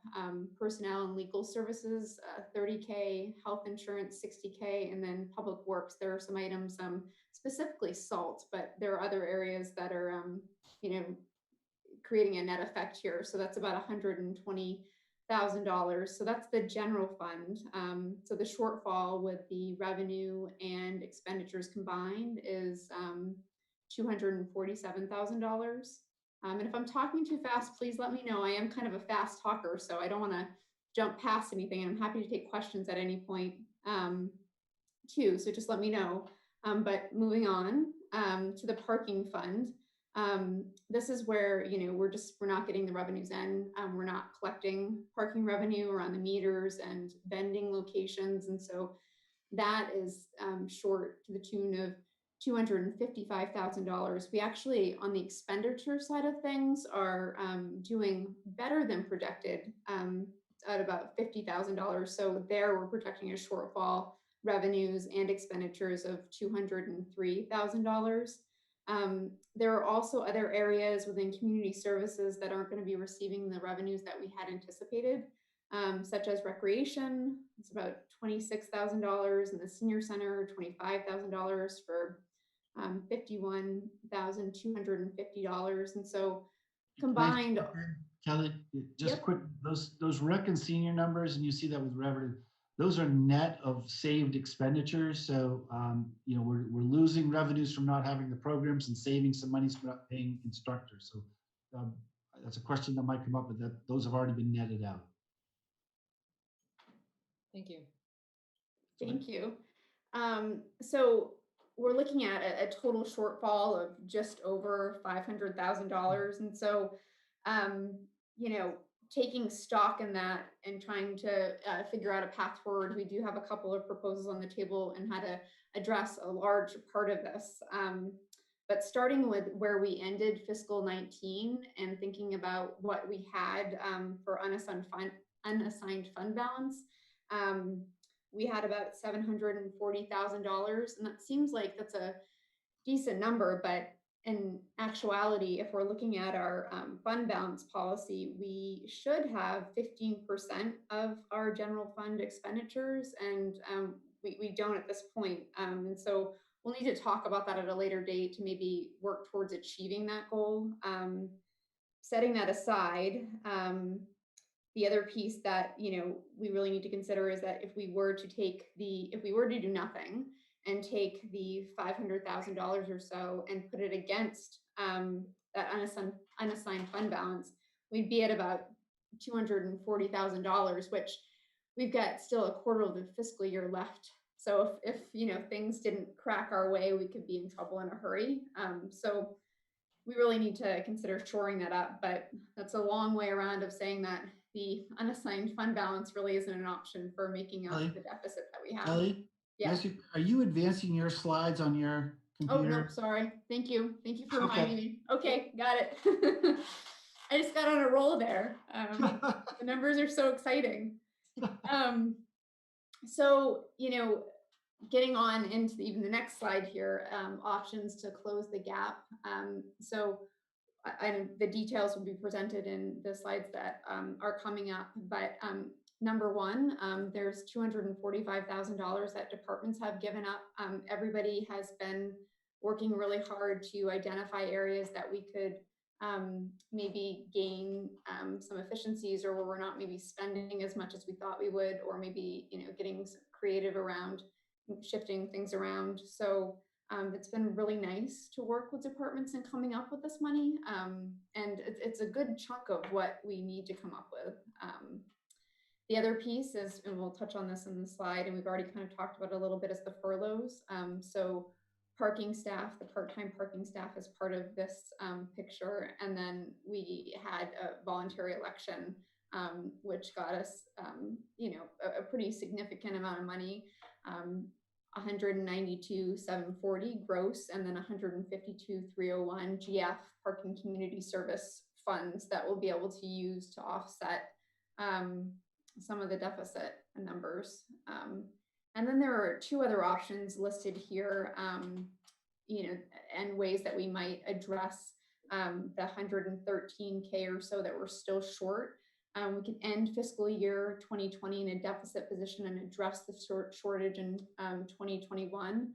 And I think that that's probably the way to go, just because we're not sure how things will end up in 2020, and it's kind of a wait and see approach. We don't know what will come down from the feds or from the state, in terms of stimulus for municipalities. It also lets us kind of see where the chips fall in certain funds, to see if maybe the projections are maybe a little bit better or a little worse, and we've got a very specific reason as to why it's happening. And so then we would look to address that shortage in 21 because we would know what it is.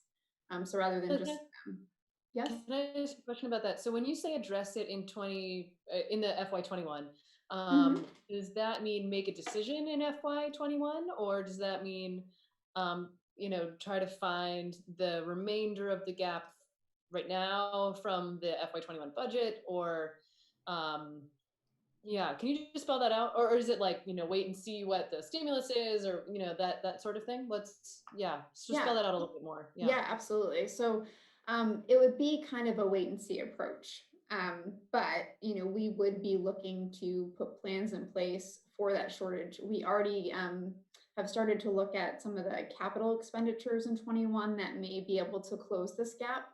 And so we would be looking at more projects than people. And so we would have some specific items to bring forward. So you would be able to kind of evaluate and see what that looks like. And without really knowing how things are going to end up in 20, we don't have sort of the specific detail on what we would be deciding on at this point. The other alternative is you could say, you know what, we want to take care of this gap now, and we would move towards further reductions. That being said, we also are going to continue to look for savings beyond what we've already found. So we're going to still keep working at, closing this gap. And in a pretty short period of time, we've been pretty successful. And so I'd like to think that with a wait and see approach, and also looking into other options, we might be able to do something further. But, we're also looking for guidance on that too. Thank you. You're welcome. Just to add to that, Mayor, again, we think beginning of June, we'll see where we're at. We'll be looking, by then we'll know, are things starting to come back to normal, or are we still going to be in lockdown for a lot longer?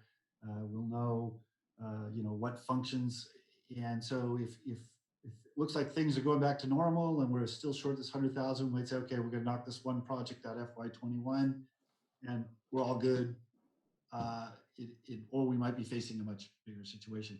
I think the key policy position of this is basically just acknowledging now that at least we're projecting to end in a deficit, and we know that, and we understand that, and we're managing it, as opposed to, when we show up at June 30, it's like, how did this happen?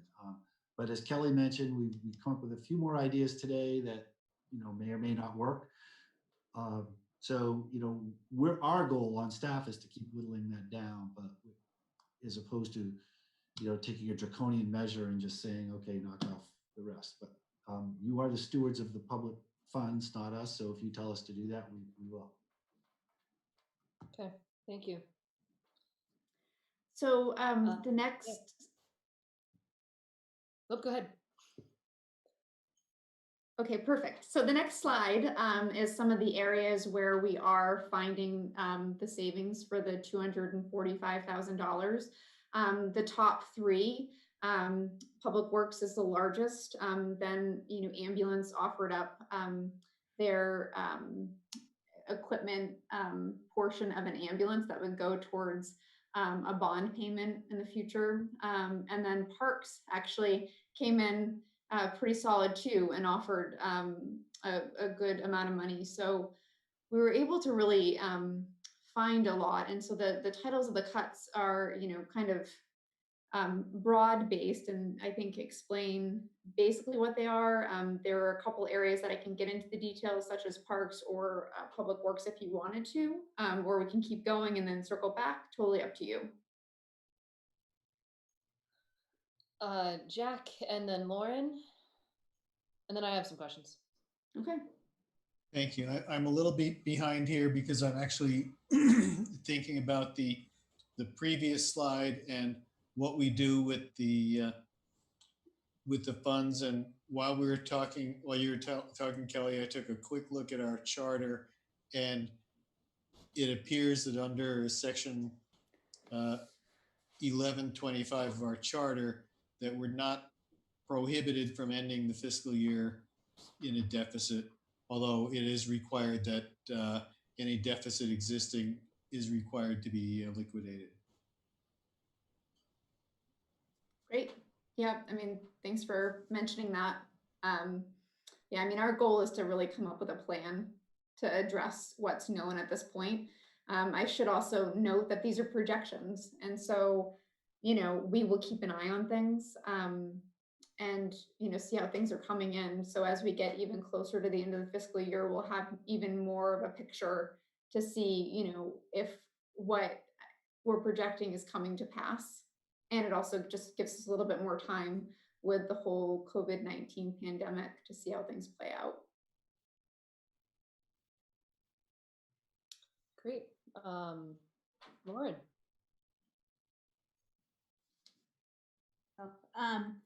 I wanted to ask, as the city representative for the Social and Economic Justice Advisory Committee, so I see here the social justice fiscal year 20 allocation is budgeted to be part of this reduction. I think you all received, the councilors, a memo from the Social Economic Justice Advisory Committee today, kind of talking about where, we had been under the assumption that we had money to put forward a request for proposal. So we've been working through hiring a consultant to do work with a, approximately $10,000 budget. Obviously, given everything that's happened, we met this morning and we talked about the pushing that into the next fiscal year to start that project when, at this point, a lot of that work was like community building and bringing people together, which will be hard to do for a while anyway. So a lot of that work could make more sense in a few months. But that committee definitely was concerned if we were going to totally forego this work, just feeling like the urgency of making sure that now so many more people in our community are facing economic crisis, that we are really deliberately and thoughtfully looking at the people who could fall through the cracks and are going to be the hardest hit by this, and what kind of disparities we're seeing with, different racial groups and others. So really thinking that this work was more important than ever to get right at the time of economic crisis. So hoping that we're not foregoing it, but maybe just delaying it if that was, so maybe there's a thinking from the city manager's office of if that's a timing thing or if it just is a proposal to just cut that project altogether. So whatever insights you have on that and whatever other. Well, I don't think our intent was to cut the project altogether. There are funds in this in the FY21 budget. So, we haven't made decisions about that yet. And this was really just not to spend what was allocated for this current year between now and June 30. To try to, as we mentioned, to try to get the year-end deficit down.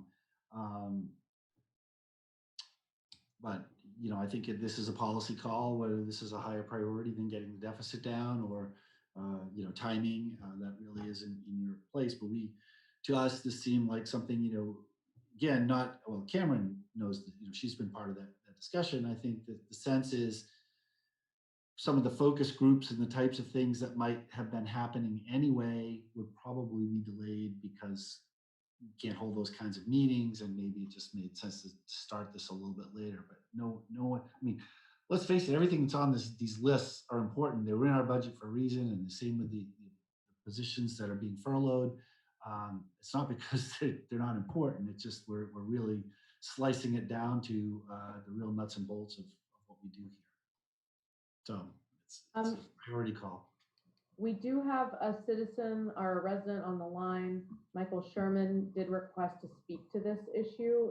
And do you want him to speak now, or do you want me to hold that? You appear to have lost a mayor. Donna. Yes, yeah, she had to take a break, which I was going to ask for everybody. My system keeps cutting out and people are bubbling, and I'm losing a lot of what people are saying. So I'll try. Yes, let's hear from the person from the public. Michael, I've unmuted you. Yes, can you hear me? Yes. Yes. Okay.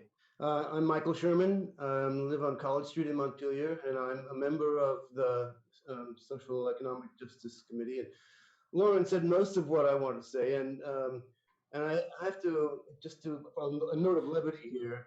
When we put together this draft, I said to Lauren, "This is sort of like a turkey shoot. That the turkey that lifts his head is the one that gets shot." But we had a long conversation about this morning as we were reviewing the 3 proposals that came in. We did issue the RFP in January as scheduled. We had the deadline. We looked at what was and what we got, and we came to consensus on the contract we would like to go forward with. But let me say, in response to Bill's comment about, yes, we could do this, we could start this next year and just move those and not use these funds, and just go forward with what we have. The budget that we saw was a total of somewhere between 47 and 52,000 for a 2-year period. So we knew going into this that our committee was going to have to do some fundraising, and so we're committed to doing that. But the question is not so much when we start, because we know it's going to have to be after the fiscal year, but how much resources we're going to have towards that 47 to 50, 52 or 53,000 going forward. And that's the issue that we're looking at and we're asking you to consider. In terms of its social value and its priority, we think that this is a uniquely sad moment in terms of having to figure out where we're going to go forward with providing, making sure that the people who are the most vulnerable in our community and people who have become or more or less invisible in many ways, that they're going to be heard, that they're going to be paid attention to. And we have to plan for it because we know that there's going to be a lot of reconstruction going on in the period after the virus crisis has passed. And this is one way to be prepared for that, in terms of looking at training, looking at policies, looking at practices that will give these most vulnerable folks, some visibility and some consideration in what's going forward. So we think, and of course we're prejudiced here, but we think this is a really important project to push through, to keep going with, and that's what we're asking you to think about. Also, recognizing that you are making really tough choices and acknowledging that, and thanking you for that. But we don't want this to be one of the low-hanging fruits that's easy to pluck. So thank you for your time. Thank you for your attention to it. And I'm glad that you were willing to look at the letter, even though it came to you rather late. As I said, we had our meeting this morning, and so we really wanted to hold off until we were finished with that. Thanks. Michael, before you disappear, this is Donna Bate. I had some difficulty. Your reception wasn't always clear. Are you saying in the proposals you received, the cost was between 27 and 52,000? 40, I think it was 43. Is that right, Cameron? It was 43 was the lowest for the vendor that we're most interested in. It's a 2-year. They're proposing a 2-year project. The lowest number that they offered was 43,000, and the highest I think was 53. Okay, because So there just was real no quick, numbers in your proposal of the email. They didn't mention that. They only mentioned the 10,000 of the current. Well, right. That's because much of this email was composed before we had that meeting, and it was really not until this morning that we knew what numbers we were really looking at. Okay, thank you. And I should Donna, also. that's coming in before we do any sort of negotiation. Right. That's I what know. I just wanted to know his numbers. I couldn't hear his numbers. Not getting reception on. And also, I should say that the proposed corporation, the company that's doing this, also said that they can negotiate, and they gave us options, and I think as each of us looked at that, we saw places where it would be. That's expected. Yes, yes, that's good. Thank you. Just want to apologize for having to step out a minute. Donna, thank you for taking over there. So I apologize that I was out because I had a question about this as well. So forgive me if this is repeating, but so I had thought that the 10,000 that we had allocated for this was in the FY21 budget. Am I wrong about that? Yes, you had given us a grant of 10,000 this year, this fiscal year, and I think it was a commitment of 10,000 in FY21. So it was 2 $10,000 grants. Okay. Okay. All right. Oh, thank you. Okay. Other comments on this particular topic? So I think this is probably something we can revisit. I think I'd like to go through the rest of this presentation, and then if somebody wants to bring this part of it back up, maybe we can talk about it then. Does that sound okay to folks? Okay. All right, great. Back to you, Kelly. Great. So if there are, I can go into more detail on any of the other line items if you'd like at this point, or I can move on to the discussion about the furloughs. I think it's okay to move on. Okay, perfect. Thank you. Oh, actually, I do have one question. I'm sorry, I almost forgot. Yeah. I noticed here that there's not necessarily anything from the city council's budget. I know our budget is not very big, but I wanted to just check in to see, like, I don't know if city council budget had been left off of this for any particular reason, like, again, there's probably not that much to squeeze out of it, but just want to say, certainly willing if there's, if you see that there's space. At least on my. Most of it is, the pay for the council members and advertising for meetings and, sort of legal notices and those kinds of things. We don't really have a lot of operational things in this council budget other than those basic functions. Yeah. So the assumption was that we need to do all our legal notices. And so there wasn't much there we were looking for bigger numbers, so. Got you. Okay, thank you. Thank you very much.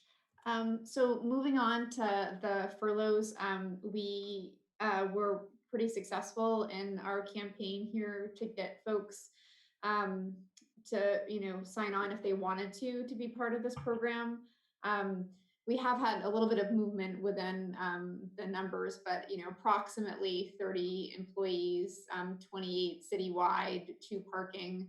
The citywide numbers where there's been a little bit of movement one way or the other with certain FTEs. So at this point, it's an estimate based on a point in time. But what we think likely will happen if we operationalize this furlough program is that we would be able to collect just $190 92,700 gross, and then $152,300 in GF, which is pretty good and would go a long way towards solving our problem. And it's just been really nice to be able to count on folks here at the city and wanting to help and do their part. I should also mention that for this we did also look into different programs, and so I've got the Families First Coronavirus Response Act listed, which allows us to offer an additional $600 benefit to folks who do go on unemployment, plus the $513 that they would have gotten otherwise. So folks making $22 an hour or less, which we do have some frontline folks that will really benefit them. And we also did, make sure that we structured the package in a way that folks were left whole during this time. So, there's that. And then, if for some reason folks need to be called back because, we need to have the work done, then we can still do that. So we've checked with legal counsel on the specifics and details there. And then, we've been really making sure that the essential duties that folks are doing are still going to happen. And then public safety, police, fire, EMS, were not eligible for the furlough just based on the current situation we find ourselves in. So that in a nutshell is, what the staff furlough looks like. It's projected through the end of the fiscal year, but depending on how things go, that might be shorter, might be longer. It all depends. But I'll take questions if anybody has any. Hey, Kelly? Yes. Do you mind walking through some of the additional benefits we'll be offering folks, like the merit pay and stuff? Yeah, sure. So we will be offering 4 weeks of health insurance. We'll be offering folks their merit pay. We'll be advancing the merit pay so that then for the 5-day window where there's a gap in employment, people will get that. And it's depending on which department you're in, $650 to $750 just to kind of ease that transition for folks. And then also we will keep up dental, vision, and other benefits. And so, while folks are out on furlough, they're still, getting the benefits that they need. There wouldn't be a gap in coverage. And I can get into more detail than that if needed. Thank you. You're welcome.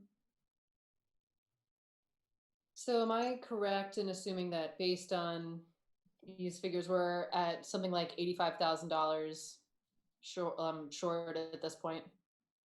It's a little higher than that. Yeah, we're actually about 113 short, just because of the general fund split. General fund, got you. Okay, right. Right. So the water and sewer funds will be saving about 40,000 on this too. Okay. Well, it's better than it was just even a couple days ago. So that's good. Yeah, we're certainly getting there. That's Yeah. for sure.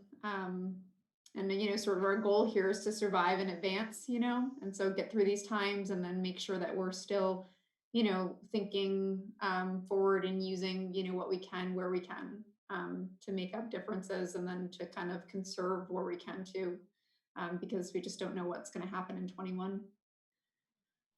So here are some of the operational impacts that Bill had referenced earlier within individual departments. And so we'll just give you sort of a brief minute to kind of take a look at those. Want me to go through that? Kelly? Do you want me to yeah, that would be great. So since I wrote this slide and sent it to her, don't want to have to wing it.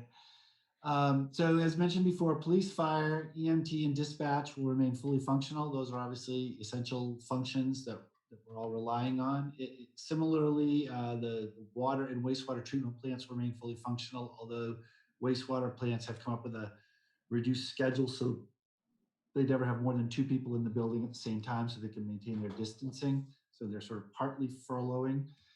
The DPW equipment maintenance group, which is really only 2 mechanics, will remain fully functional, so all of our equipment can remain. The biggest hit is our DPW streets and water sewer divisions, the operating divisions. There's a fairly large group there. I don't, maybe Kelly, you can come up with that number while I'm talking, but I want to say it's like 10 or so folks from DPW. So that will really, but to be honest, that's also the department we have the biggest challenge with keeping separated. So that there's been a lot of concern about how do we, they can't work from home, they can't, as we mentioned earlier, trying to keep them one to a truck, but then you get more trucks driving around, which doesn't match some of our other goals.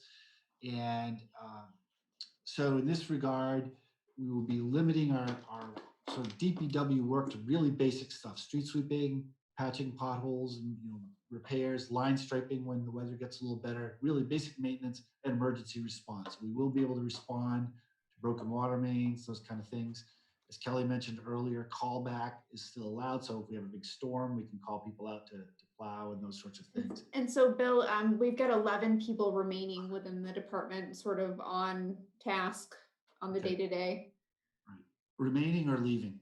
Remaining. Remaining. So not counting the treatment plant. So yeah, our DPW will be shrinking down to 11 people. The planning and development department is also going to see, we're still trying to work out one last detail, but there will definitely be some delays in permit processing because we won't have the full staff. And really some of the committees, one of the people, Kevin, would be going, so he staffs a lot of committees. So, they support a lot of committees. And so that is really one of the key reasons why we're saying we'd like to hold back on committees. All programming and planning for future programming in recs and senior centers is pretty much going to go away. We don't know about summer yet. We don't know whether we'll be able to open the pool. We don't know whether summer camps will be none of us know where this virus is going to be or whether people, I think what we do know is that it won't be fully eradicated. And so whether people will be prepared to send their kids to these types of things, we just don't know. But the one thing that is remaining is the Feast Meals program. That's a very important program, providing meals to seniors and needy people. And if anything, that demand has gone up, and we are making sure we have adequate staffing for that. Parks and Trees, a couple of those folks are planning to take the furlough, so we would have limited tree work. We would still have a very part-time tree warden. And so the remaining 2 people would have reduced maintenance in the parks, but would still allow us to do some, really basic things and observing in the parks the kind of behavior, those kind of things. Finance and clerk, again, taking a couple of people out of those departments. So we've really going to have to focus on, payroll, accounts payable, accounts receivable, getting the water and sewer bills out when the time comes. Basic needs, not big projects, analytical projects, notwithstanding what Kelly's doing right now. But that kind of work will really be probably her and her alone. Everyone else will be focused on real hands-on tasks. So that will be somewhat limited. Again, manager, assessor, community justice, and cemetery will be mostly functional. We do have some people working from home, so that just creates some delays, and we will be picking up some of the work that comes from some of these other departments, so handling more of that. And again, our recommendation is that anything, obviously we have DRB, DRC, things with permits that have to legally meet to get certain work done. Those should continue, but most or all of the non-legally required committees, we're not sure we're going to be able to provide adequate staff for.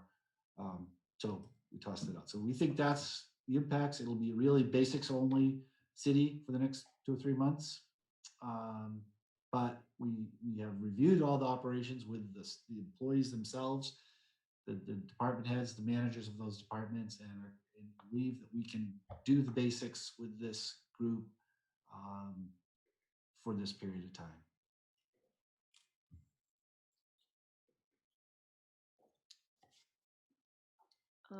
Great.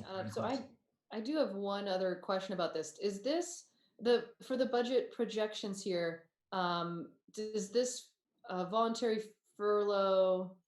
I know you mentioned that it's not going to start until after the next paycheck, basically, so that they get that full last paycheck. Does that, like, how long do we anticipate, does this anticipate them being out? Is it till the end of the fiscal year, or is Correct. it, okay, Yes. So the furlough would start next Tuesday, the 14th, which is the beginning of a pay cycle. So we're in a pay cycle that ends on Monday. And so the furlough would start Tuesday, and it's intended to go to June 30 right now. All these numbers are based on it going to June 30. The federal benefits, the unemployment benefits, actually go till July 31st. So if we had to continue, that benefit is still available for that next month. You know, we don't, after that, we don't know. And so that's why I said, I think we're going to have to see where things stand in June before we make decisions about bringing people back, and before we make decisions about what is in and out of the FY21 budget. But the numbers you're seeing are all based on ending June 30th and starting April 14th. okay, thank you. Other questions folks might have or comments?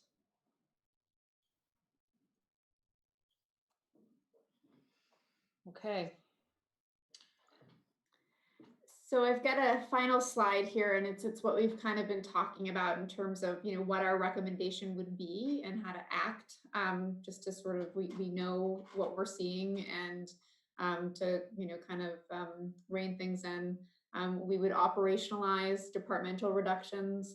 We would take up employees on the furlough program, and then we would continue to look for savings, and, you know, see where things fell to the bottom line to be addressed in 2021, to see, you know, where we're at that point. And then, you know, Bill had mentioned, and I agree and have it on the list here for next steps, is we would, you know, come back to you in June with the status update to see, you know, how the fiscal year is going, how some of these projections are factoring out, and to see, you know, if more or less is needed, and go from there. And so specific next steps would be really focusing on cash flow analysis, looking at short-term and long-term capital planning into 21, so we can really get a sense of lay of the land, things that we absolutely have to do, and things that, you know, maybe can be shifted, either maybe through doing a lesser project, or, you know, maybe kicking it forward on the timeline. And then, you know, we come back to you with more information to that end. And as we come up with, when and if we come up with new ideas, we will certainly let you know and update you on our projections.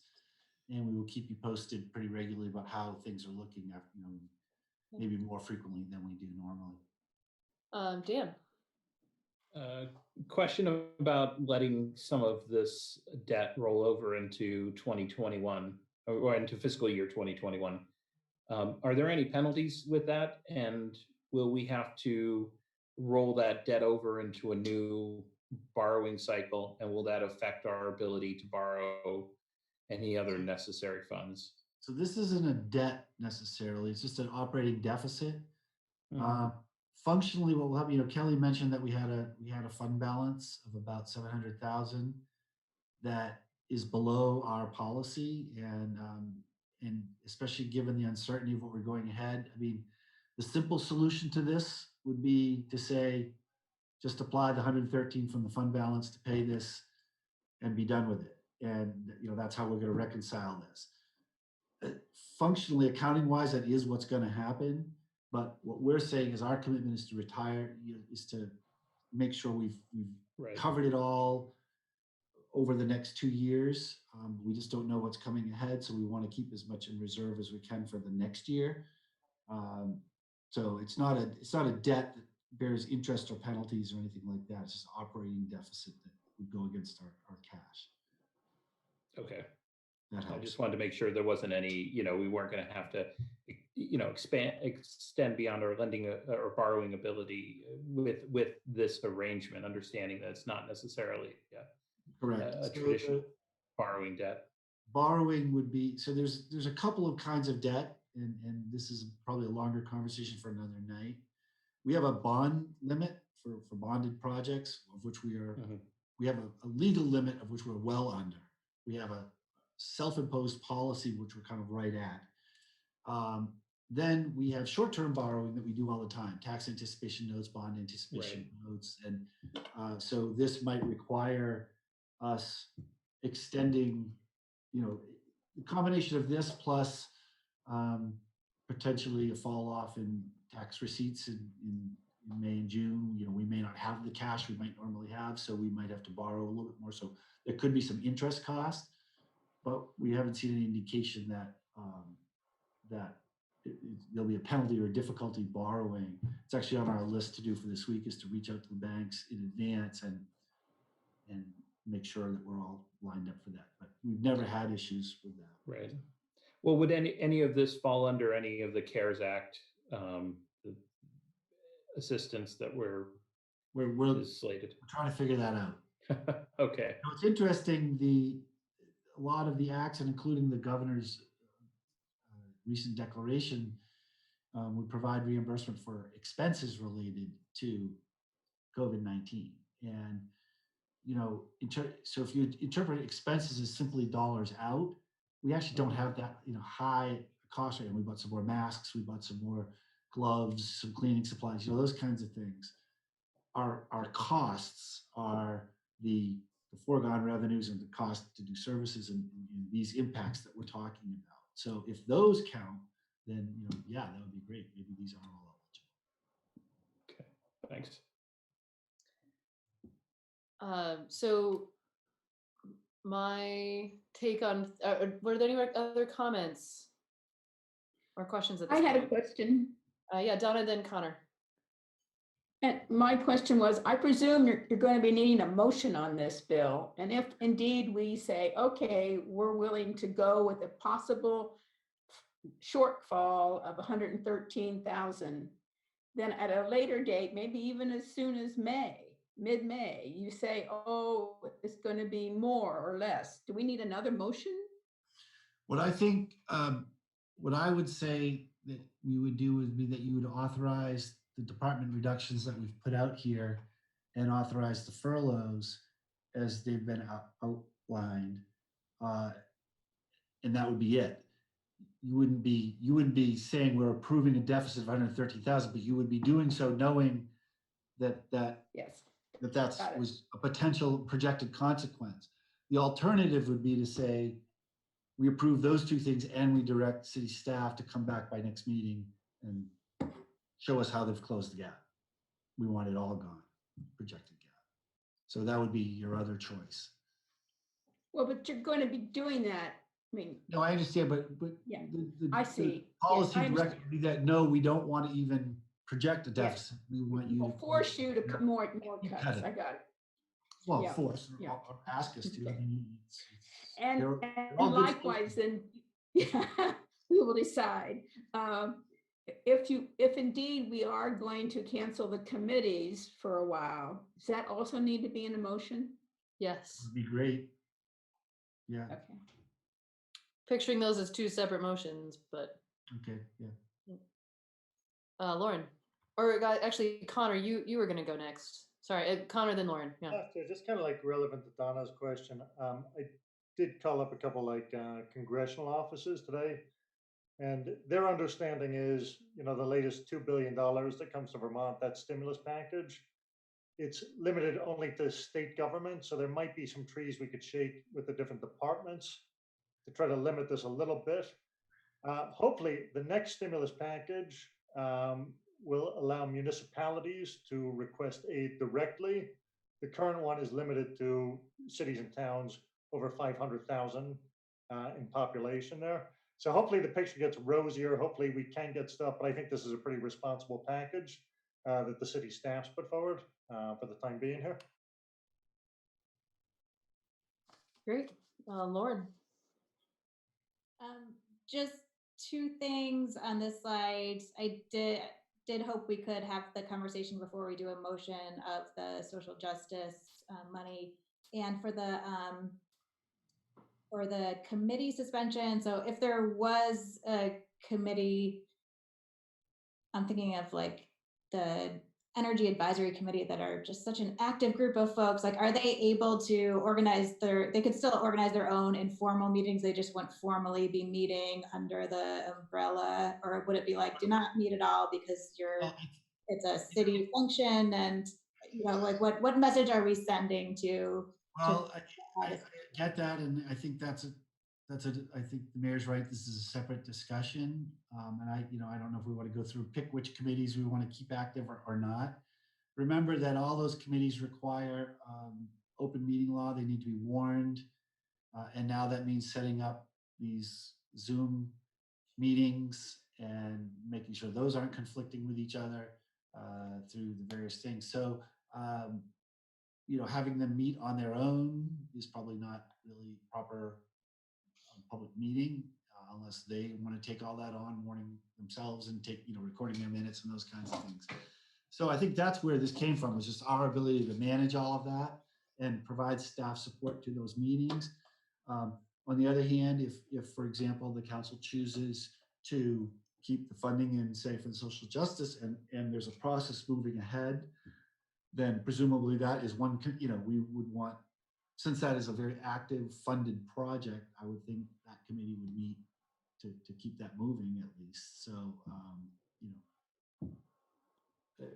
there might be some exceptions to the rule, but I think in general, it's just going to be very difficult for us to manage. I think one of the exceptions that we have are like the ones that are other elected bodies, like our Parks Commission.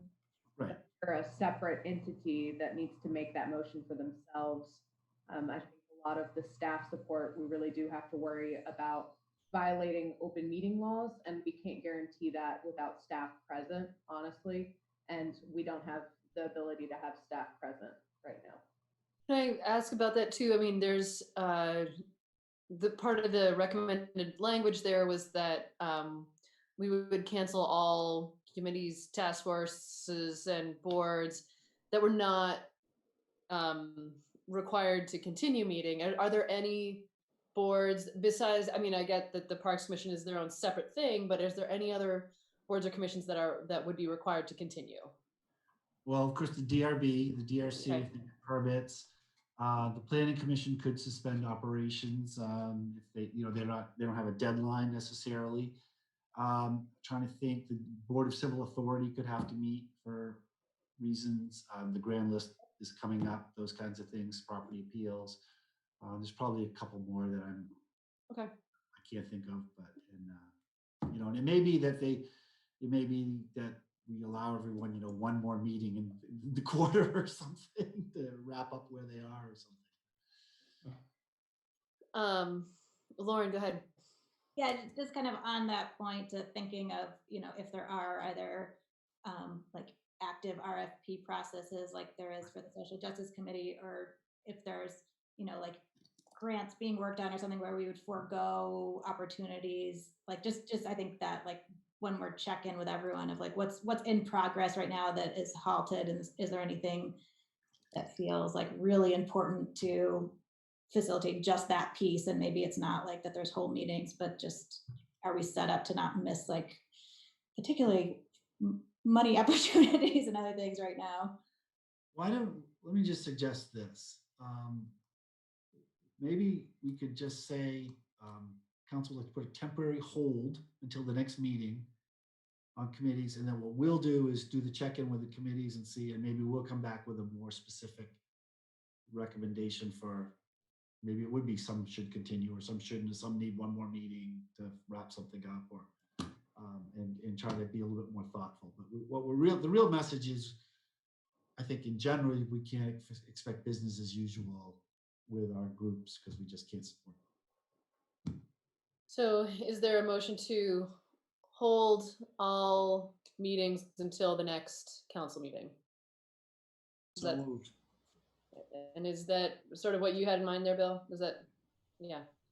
Need a second? Yeah. Second. Great. Any further discussion about this particular piece? Okay, all in favor, please say aye. Aye. Aye. Aye. And opposed?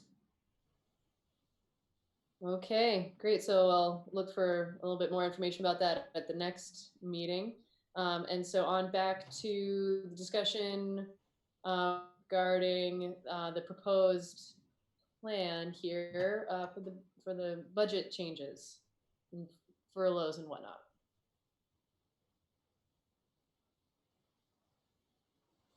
Jack, go ahead. I move that the council authorize the manager to put into effect the department reductions and savings measures outlined in the presentation we received tonight. Second. Including the furloughs? Yes, including the furloughs. Thank you. And Connor, you agree with that, right? Okay. Okay, further discussion about that. Yep. Go ahead, Lauren. Yeah. Just, I mean, I know this is all really tough budgeting. I just hate to be mid RFP and at this moment pull back on what we had unanimously agreed on not very long ago of ensuring that social, racial, economic justice are going to be front and center as we look at our recovery and rebuilding from this crisis. So I'm just tough times, I know, but just I would hope hope we could put that 9,500 back in. So Dan. Well, I guess in response to that, I think that's going to be in part what we're going to look at in fiscal year 21, because that a lot of the recovery is going to happen at that point. And I think that's a good discussion for then. And I see this measure right now as how do we get to 21? So I think it makes sense at this point in time to make those adjustments, but and knowing that it's not anyone's choice, but it's just the reality, but then revisiting it in 21. So are you suggesting that maybe we are able to, if we vote to, remove this $9,500 now, that maybe we find an additional $9,500 in addition to whatever else we're dealing with for FY21? Right. I mean, I think when we have this discussion, because we're going to have a discussion in June, and I anticipate we're going to have a discussion after June when we're in fiscal year 21. And I think this topic may be right to bring up at those points. Lauren, what's your thought about that? Yeah, I mean, I appreciate that. I do think the timing of this work, that makes sense. It's just starting off with less money to do work that every RFP that looked very reasonable and like the kind of work the city should be doing. We're already well beyond what the city had budgeted, so we're going to have to be fundraising for. And so knowing that we have, in all likelihood, that we're going to be in a continuing tough fiscal times, it's going to be hard to find more money. So we're just going to be in a deeper hole, and it's going to make it harder to figure out, do we move forward with the RFP or not? So I think it's just going to be a challenging conversation, but I fully appreciate and know that everybody's heart is with us on the goals we're trying to accomplish, and these are tough times. So Lauren, do you have any alternative proposal, or if not, that's okay. May I address the council again, please? Sure. All right, I'm totally unauthorized to suggest this by our committee, but since it becomes clear that, and I think the committee would agree that if you're making this choice, you're making it thoughtfully, not just sort of looking for an easy answer way out.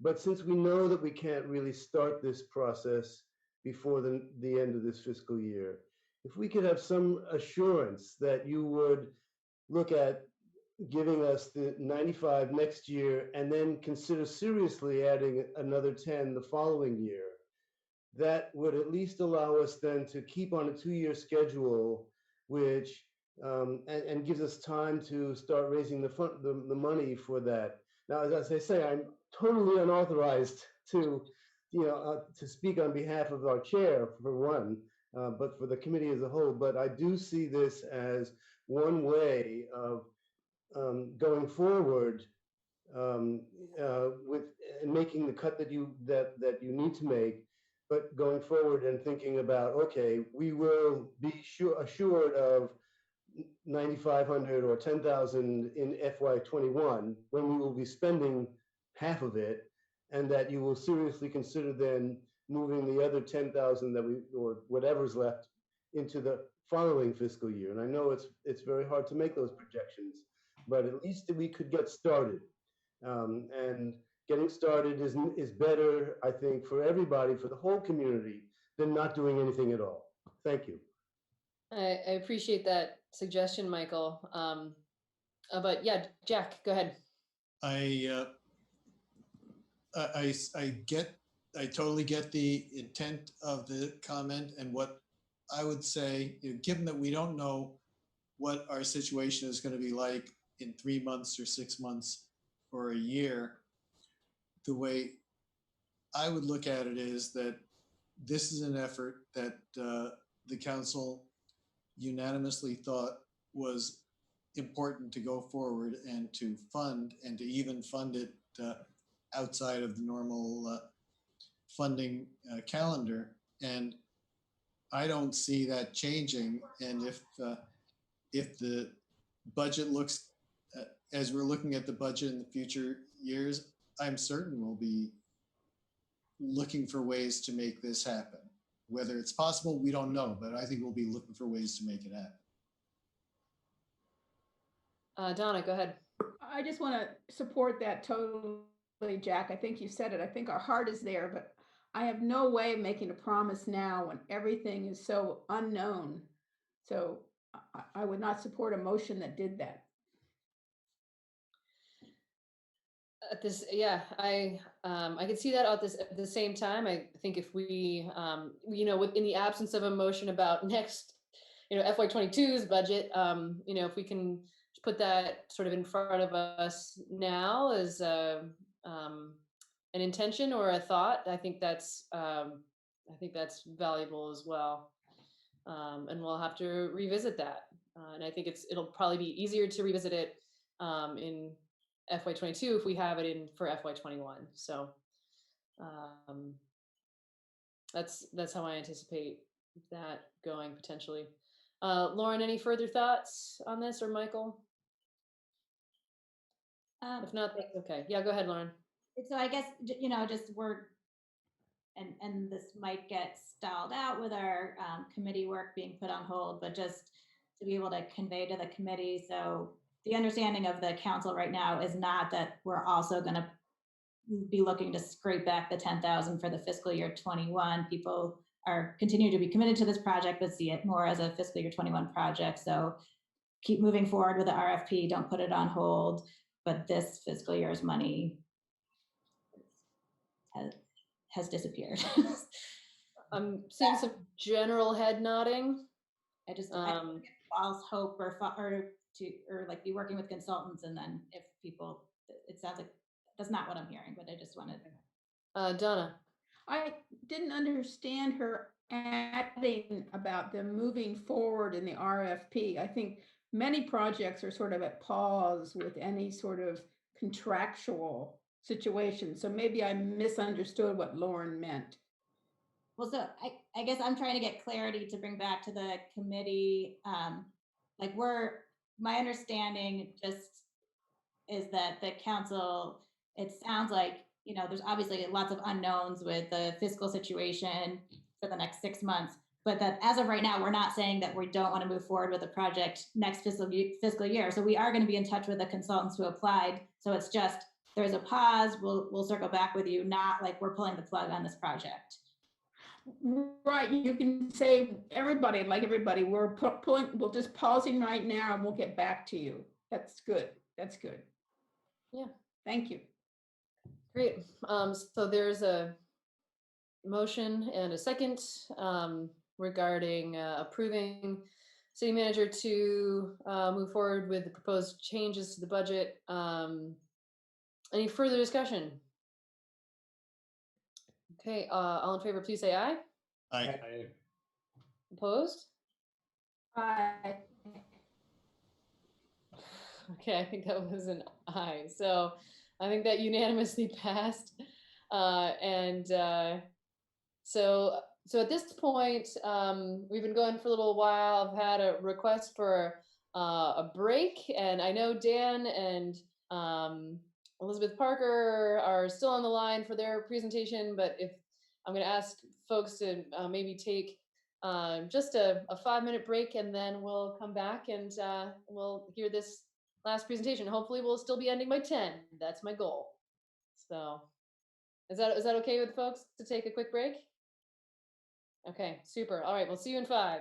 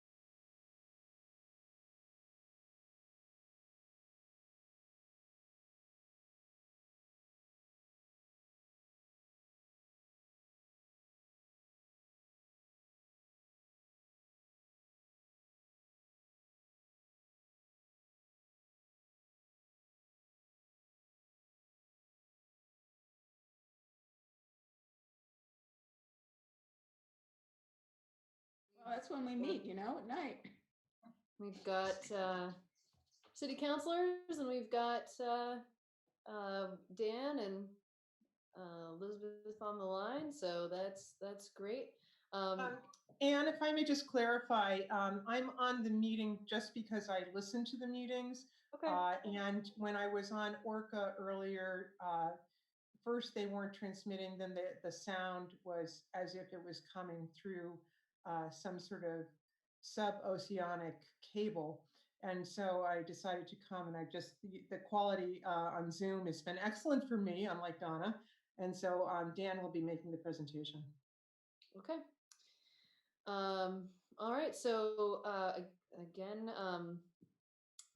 thanks, Dan, for joining us. And I guess so this is the point of this is for just to have an update about where we're at with capital area neighborhoods. And I'll turn it over to you, Dan. Thank you. I wish I could have a more exciting song and dance to end with, because it's been a very long meeting for you. So I appreciate any attention we can provide. In this crisis, we've all been accommodating rather rapidly. Less than a month ago, we had a meeting in the City Council chamber. The Connor and Donna attending to do a advisory council for on-demand microtransit. And now the idea of shared transit seems to be far in the future. So we have to shift. And where Anne asked us to help with this capital area neighborhood project, which is very much a work in progress, but it was to see if we could develop the connections within the city that are absolutely necessary. And one of the things you have to do as a background is everybody says, okay, we'll put it on the net, we'll put out this notice, on Facebook, and forget that there's a large portion of people in town who actually are unwebbed in many ways, don't have smartphones, a lot of them elderly. And so the people that you perhaps want to reach the most with emergency communication and all sorts of communication actually not subject to the current assumption that, well, as long as we put out a web address for it, it's everybody's going to know it. It's like, people enjoyed reading The Bridge, but now The Bridge, because it's difficult to find the money, is now printing on the web without hard. Makes it hard for a lot of people. So what we realized is, okay, to provide a link, the connections that's going to be required for people to understand, what's available for them, et cetera, and to move forward, we're going to have to create some kind of more human scale communications network.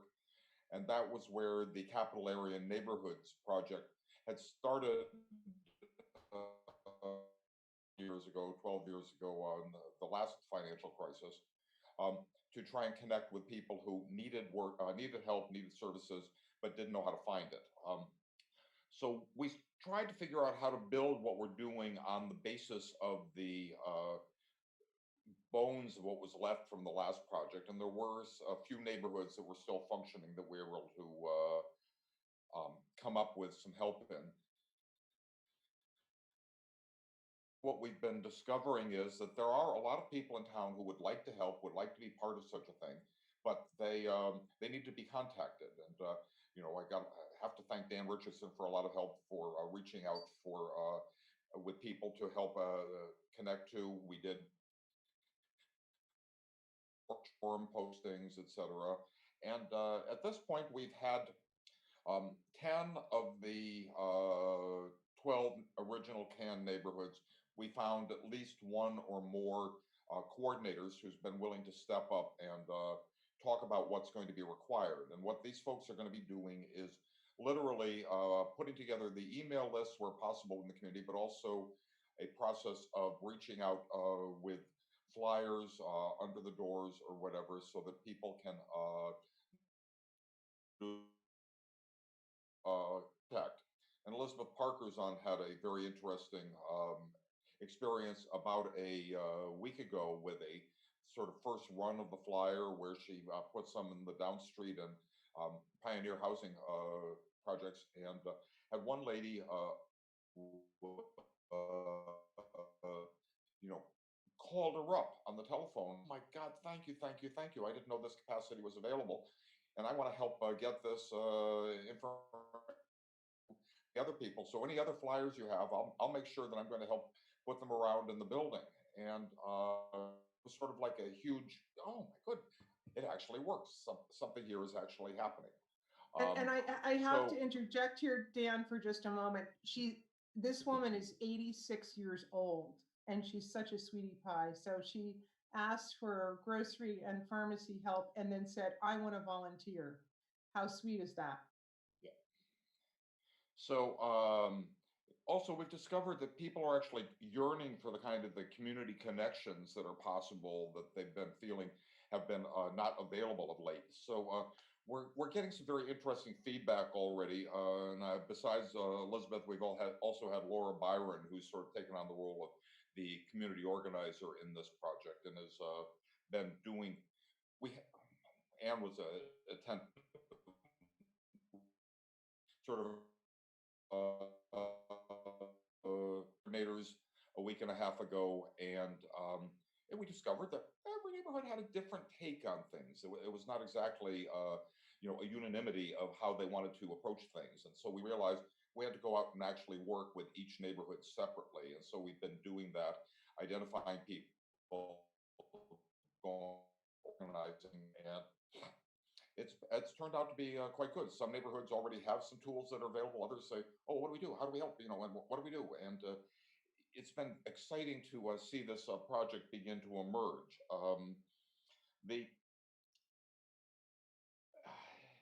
I guess the way of putting it, the CAN project is a key component of both an emergency response effort, which everybody sees right now, but if we assume, okay, and this is just my assumption, I'm not, you will each have your own take on it. Things may not go back to normal. And I've heard a lot of discussion about that presumption tonight that somehow in a few months we're going to be back to normal. If we're not back to normal, then we have to figure out other ways of allowing people to get together, to be able to connect with each other and feel like they're participating in the life. See neighborhoods as something more than just an emergency response, but as a mechanism for providing the communications that will be needed in the long run. But we are taking care initially of the community response, so that we are making sure that the volunteers at MMA or that unpronounceable acronym from Washington and Orange counties to be It's part. NACRA. What? Thank you, Anne. I'll go with that one for the time being. Make sure that they're part of the information that's being offered. What we're doing is training each of the coordinator groups in each of the neighborhoods in how to find the resources that are needed so that they can connect directly with MMA, they can connect directly with the other things, so that if people feel like they need things, it's not like we're the switchboard necessarily, but we're the training, we're the resource developer. We're trying to figure out how to make the work that they is going to support them as this goes forward. And so that's why we see this as not just a emergency response for this moment, but as a long-term benefit to the city. And we're trying to develop it that way.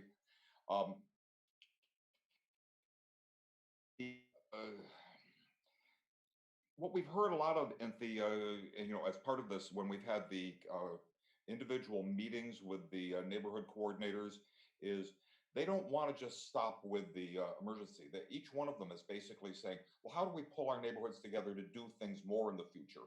And one of the big ones that's turning out to be an issue is people are deciding that food is an area, that how do we begin to imagine ways of creating community food gardens? How do we turn lawns into gardens, et cetera? Because everybody's hearing about food issues. I think they go into the stores and see empty shelves, not only for toilet paper, but from other things. And they begin to say, well, is this going to be a future issue? So this project way of helping coordinate future issues around food. And that's where we hope to take it. Now, we're a small nonprofit. We're not particularly well funded. In fact, we're facing some of the same things the city is, as far as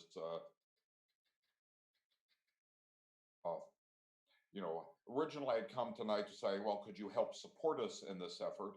But after listening to the whole presentation from Bill and the city, I said, okay, well, that's a non-starter. So I'll try and figure out how to say, well, are there ways that the city can find resources? Connor had mentioned at one point that maybe there are other national or state programs that might be usable for this. And I'm just throwing that out there, that I would like to request the city's help in finding that if we're going to continue this project, because we ourselves are going to be running out of money in a couple of months if we're not lucky. And, that would bring our coordination, organizing, et cetera, to a dead halt. So that's the challenge that we see right now. We see is also a lot of people in the neighborhoods are going to be facing that fear of unemployment, the fear of being marginalized economically.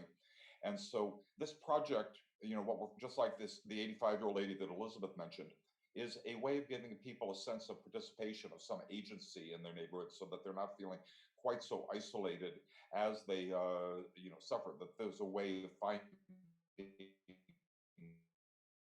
help each other, which is really what Vermont should have been about for a long time and could be still. So that's where we see this CAN project being able to grow into and to be part of our collective future. So that's my quick and dirty on what's possible here. And I will open up to any questions that people have about what's going on.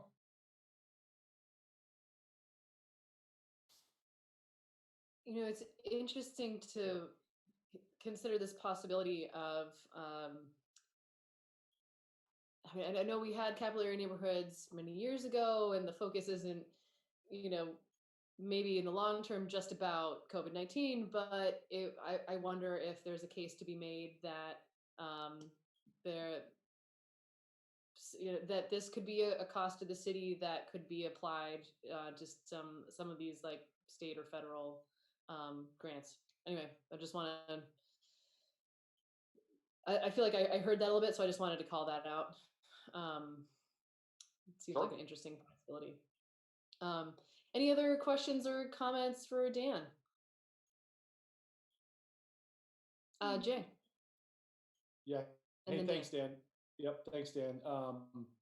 I'm curious what, besides just online, social media, email, that type of thing, I'm curious what thoughts you and maybe Elizabeth have around what mechanisms you would use to connect people. I mean, how do we facilitate these individual connections?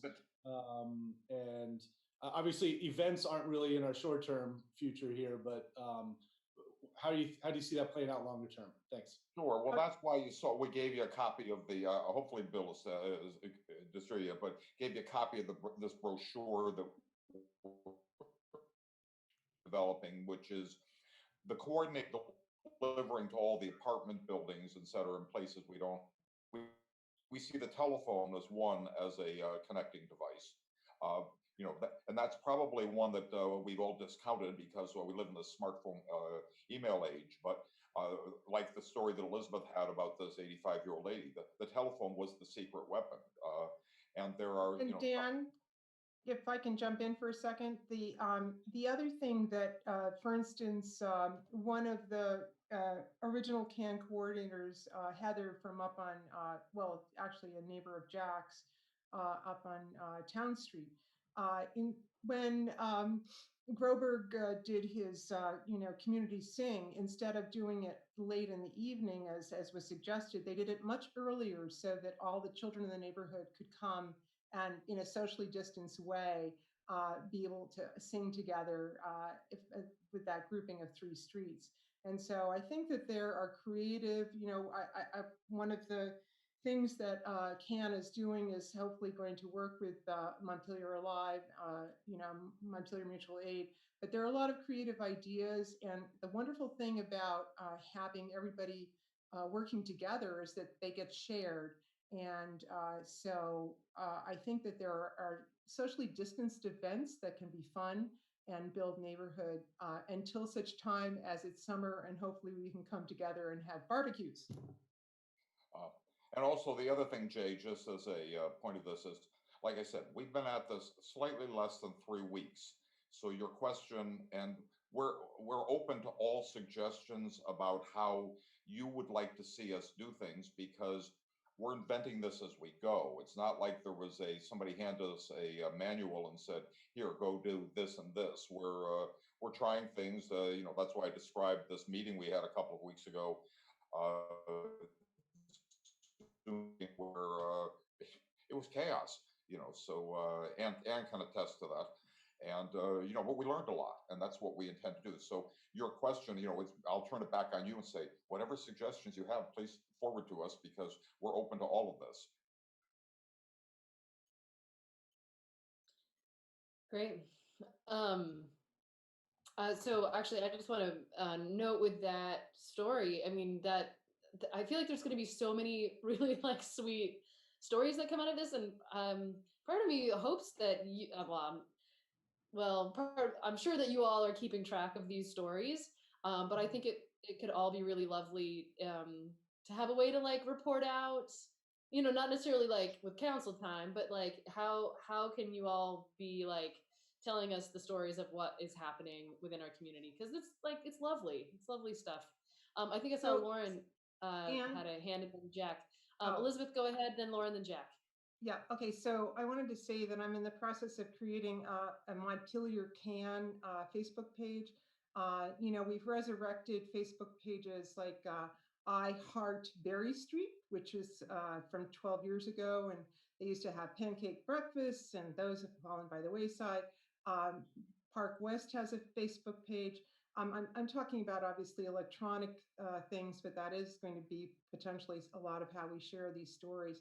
But we are looking toward being able to capture a lot of these anecdotal stories. Like I was up in my community garden, one of the women who lives in over the transit center saw my good 93-year-old friend, Don Lyons, in the laundry room without a face mask. So I got to call him up and chide him because his children don't live locally. And it gave me the idea of talking with Jana at MSAC and getting some of her mask makers to start to make masks. And I'm evaluating all the high density buildings, apartment buildings, to see how many masks we need for elders who don't have them, like Hanny and Don. So I think there are going to be a lot of opportunities for us. And I think I'm going to be starting an Instagram page as well, just for people to give little clips and little stories, because storytelling is so archetypal inside of us, and especially now, it's really important. And just finish up before Jack on that one is that this is the occasion where were we to have some capacity for printing and stuff, helping the neighborhoods make little printed newsletters with those stories that could be shared among each other, are also one of those things that gives people a sense of participation. I know it's sort of like backward thinking because everything is supposed to be done on the web or not, but I think we're finding right now that we're going to have these interesting challenges, that technology is not going to save everything. And so it's time to put it more at a human scale. Lauren. Yeah, I just wanted to briefly, I'm really appreciative of your leadership, Anne, as mayor, and for Dan and Elizabeth and you all. It seems like the ability to take the momentum and all the effort that so many people are kind of stepping up, which is so inspiring in our community for this emergency, and how do we capture that enthusiasm and carry it forward when we're not in emergency response mode. So working with the mutual aid groups, the Knock Rock, however you did so that's an emergency response group, but what kind of, resources or ideas and things can be tapped into that could help be an ongoing, long-lived, resilience into the future. Just look forward to continuing to brainstorm with you all of how we, can tap into all this energy we have right now to help each other and don't lose that as when it feels like the crisis is abating, the crisis of the moment.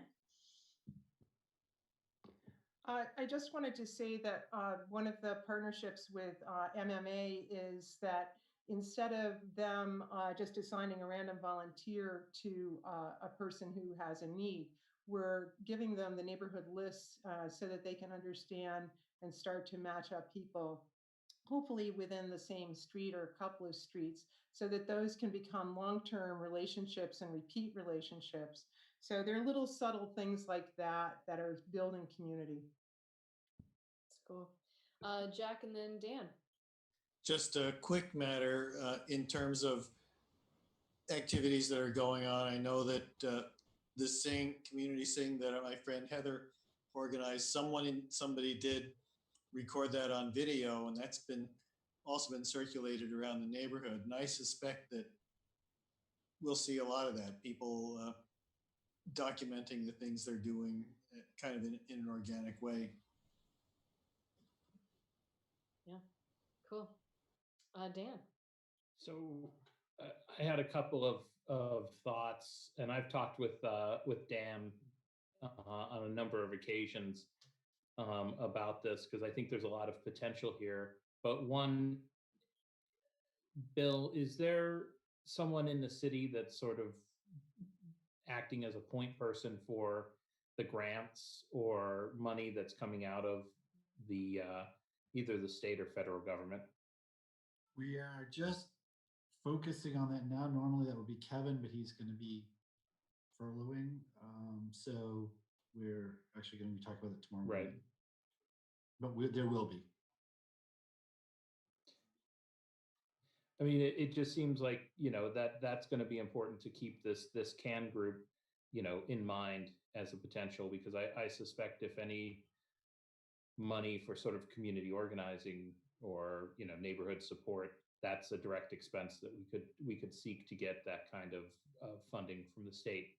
So that's the first thing. And that seems like a pretty easy lift, because we're going to be looking at that money anyway.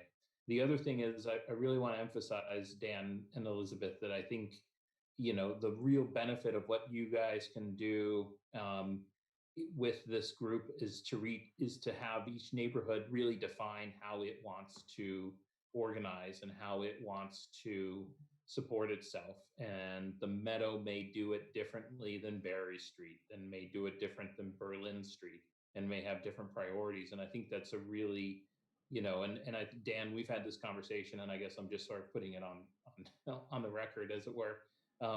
But I mean, it's great because there's an opportunity to cross-pollinate for, groups to see each other, what they're doing, and learn. But I think it's also important that, what is important for the Meadow may not work for Berlin Street. And I think this sort of decentralized group where the neighbors are really driving it are important. And I think it will be great to, I agree as far as the long-term idea that this is something we should really, be looking to do, because I think it really strengthens the community by having these neighborhoods get together. And we should be looking for opportunities as a council going forward to find opportunities to utilize this. And just to answer that, Dan, for a little bit more, one of the things we're discovering is while there was an initial map of 12 neighborhoods, were sort of clumped together in the map, or actually where up I live, there are like 3 different neighborhoods that are actually, so that the Freedom Drive condos are different than the Colonial Drive area. If you go along River Street below Berlin is different than the Upper Berlin Street. And so while we have 12 essentially beginning neighborhoods,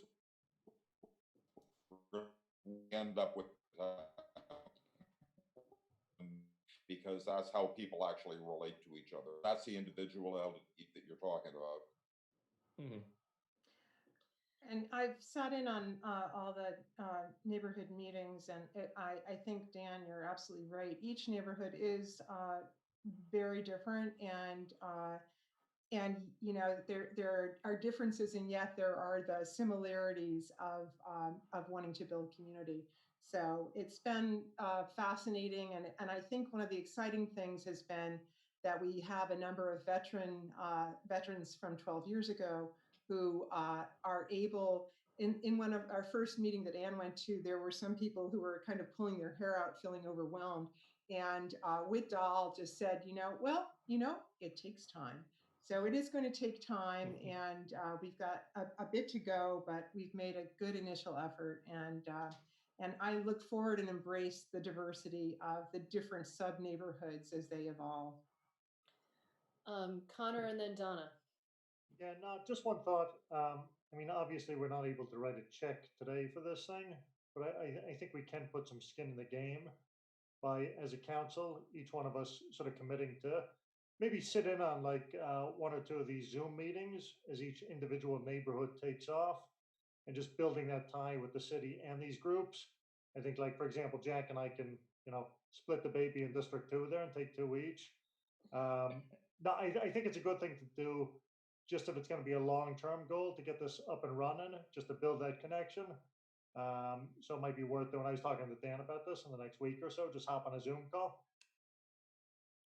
We will make sure you're invited. Great. Donna. I really like that idea, Connor, of us being participants as council members. Dan Jones, thank you so much for backing up, asking for money, because tonight would not be a good night.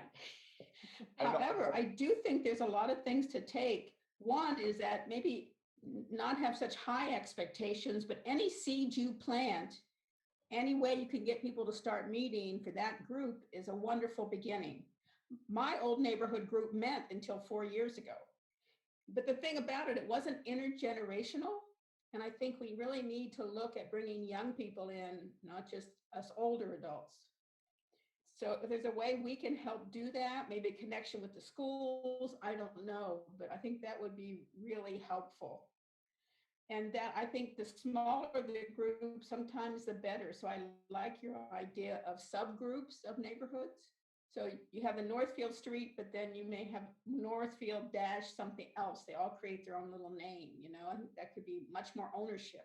I love the ideas you and Liz have shared, and really appreciate how much time and energy you put into it, and however much more you can do, the better it will be. And I'd like to see it folded into our community services. And in case anybody's forgotten, that's the integrated senior center, rec center group. And I really like us to have that eventually brought into the city. Thank you.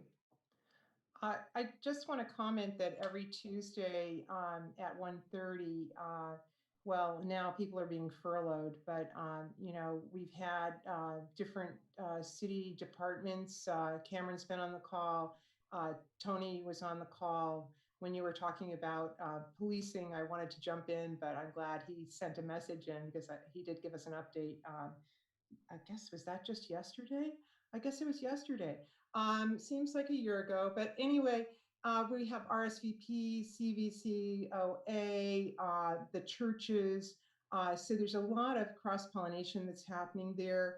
And we've made a commitment to meeting on Tuesdays just to share information, how the church lunches are happening, for instance, so we're just sharing that kind of information. And Don, I wanted to say that your neighborhood on North Street has had a Gmail account for 12 years, and there are 140 people on it. Yeehaw! And so what I'm working on is getting, Gmail accounts for each of the neighborhoods, kind of a big blanket account. And then the sub-neighborhoods are, making choices about how they interact. So there's a lot of good things happening. Elizabeth. Donna, I Pardon me? just want to address that we have, Elizabeth really did highlight that, but our community services departments are being very closely aligned with what CAN is doing. Our VISTA member, Chet, has been doing a lot of work with them. And so we really are trying to make sure we can support them as much as possible internally through our staff as far as limits allow. So while furloughs probably will impact that a bit, Chet is not going to, that he's a Vista employee and will be with us through the fall. So he will continue to assist them. Our general staff will continue to be in contact with them weekly. And Chet is doing some work, kind of cross-pollination work that I was talking about, of sorting MMA by canned streets. And so it's been a great help. He's been wonderful. Okay, so I'm just conscious of the time here. Any further thoughts? Okay. So I actually have one thing, and I'll just be super short. One possibility is that just in terms of non-financial supports that we can offer, if neighborhood groups need equipment like tables and chairs to host a pancake breakfast or whatever, I'd love to see if we have the capacity to let groups borrow stuff from the city to do that sort of thing. But again, we can do that. I'd like to say that one of our immediate needs are sandwich boards. We're borrowing some from Groberg and Montpelier Live, but if there are any other sandwich boards that any of you know about, we're putting 2 on Berry Street, 2 up on North Street, 1 out in Toy Town. And printing on your printing account with capital copy so that we can actually make stuff that's informative to put on the sandwich boards. Okay. All right, any further comments? Okay, well, thank you, Elizabeth and Dan, for giving us this update. It was great. Thank you for having us. Yep.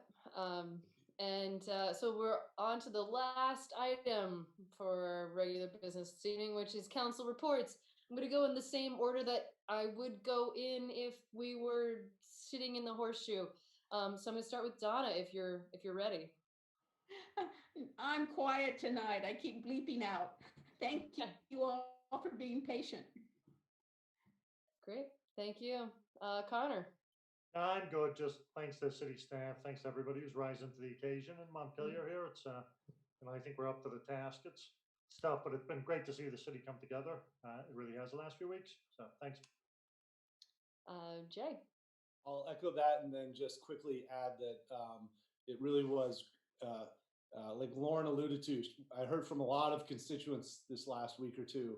A lot of folks who are really invested in our city and in our community and worried about each other and our future. And so it really is great to hear from folks and hear how passionate they are. So I'm really grateful for that. Thank you. Yeah. Dan. Yeah, I'll echo the same. I want to say congratulations to Bill on being named as a candidate for the town manager. So is it the IC? I want to make sure I get the acronym correct. But that's a fantastic honor, and it really shows that our city manager is a leader within his profession and field, and I think that's worthy of note. And I'll leave it at that. Thanks, Dan. Jack. Well, Dan stole what I was going to say. I agree. It's a great recognition of the great work that Bill has done for many years. Congratulations to Bill. And I'm set. Okay. Lauren. Votes haven't been counted yet. Yeah, I mean, I just wanted to echo the appreciation of, with city staff working so hard to try to keep our city employees as whole and well through this really challenging time. And I just think the communication with staff and everything has been excellent and really thoughtful. And so really appreciate that hard work and the hard work of all of our city staff and just our community really stepping up. And just wanted to also say happy Passover, because I know it is Passover tonight. So for all of our Jewish friends. So I want to echo what Lauren said about, I'm going to thank you, particularly Bill, for the excellent communication with city staff. I appreciate being kept up kept in the loop about those emails, and they're just clearly very compassionate. And so thanks for taking so much time and care with that. And also congratulations on the ICMA VP candidacy. It's very exciting. And I also just want to thank both the city staff who volunteered for furloughs. Thank you. It helps. And I also want to thank the city staff that are staying on, and particularly those who need to keep working, and all of our city staff that are essential, and extend that thanks out to the rest of the community at large. Thank you to all of the doctors and nurses who are continuing to work through this crisis. And just an FYI, I did put out another video as an update for the city with some recent news, and we'll try to keep doing that as any news changes. So that's it from me. And so, John, do you have anything for us? No, not really. All good. Well, actually, I have a question. Do you need us? So you sent out an email with the liquor license information. What do you need for us in terms of signatures? They will still have to be signed. I mean, it's not immediate because the liquor control office has extended the deadline indefinitely. But yeah, so I guess we'll have them, because I mean, there's also going to be the warrants. So I guess it'll just be over at the police station like y'all did before. Okay. So we'll get notified when they're there. Well, it should all be there tomorrow. Yeah, let us know. Okay, so it'll be there tomorrow. Yeah. Great. Bill. Still let you know. That's easy. What's that? We can still let you know. That's easy. Oh, yeah. We do. And anything further, John? No, that's it. Okay, Bill. Well, thanks to all of you for your support of my running for ICMA VP. Thanks to the mayor for her great letter, and appreciate the recognition tonight. I wouldn't have mentioned it on my own, but since you did, thank you. There is an election to be held. I will probably be the only candidate. Connor still wouldn't take me on as campaign manager, though, despite those odds. But that's okay. I really want to steal what the mayor just said. We thanking the staff. Our folks really took this seriously this last week, and we got, very thoughtful dialogue with people. We didn't get, the kind of reaction you might expect. We got people really interested in asking questions and wanting to know, and obviously know what it meant for them personally. We went round and round internally how to go. I'm really glad we did it voluntarily. It kind of worked out where it ended. And so I thank the people that took that seriously. And I do thank the folks that are remaining. They fall into two categories. And we've got our first responders and our dispatch people and that are out there directly interacting with folks in need and folks that are sick. And just like the medical professionals and everybody else, they're really putting their lives and their families' lives at some sort of risk here. And so obviously you can't say enough about them. But there's also the folks that are left in the other departments who are now all going to be trying, as hard as we say we're going to go down to the basics, we all know expectations of people. And so we're going to have a lot of people trying to do the work of 2 or 3 people on their own to try to keep up. And so I appreciate those that are hanging in there as well. I actually don't have the full list in front of me. We'll get out, but we've had some really good response from local businesses offering some support that I'd like to mention. Caledonia Spirits, as people know, is making hand sanitizer, and they've donated a couple of big gallon buckets to both the fire department and the police department because they were running low.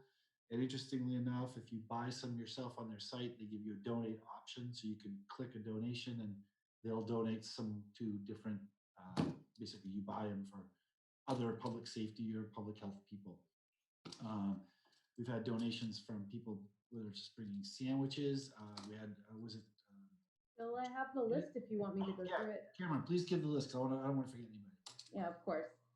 Vermont Mutual ordered sandwiches for our fire and police from Pinkies, who supplied that for them. So we thank them. Harvest Equipment gave 12 pairs of safety glasses for use for protective equipment. Tractor Supply gave 2 full plexiglass face shields. Caledonia Spirits, like Bill said, gave us 2 gallons of hand sanitizer.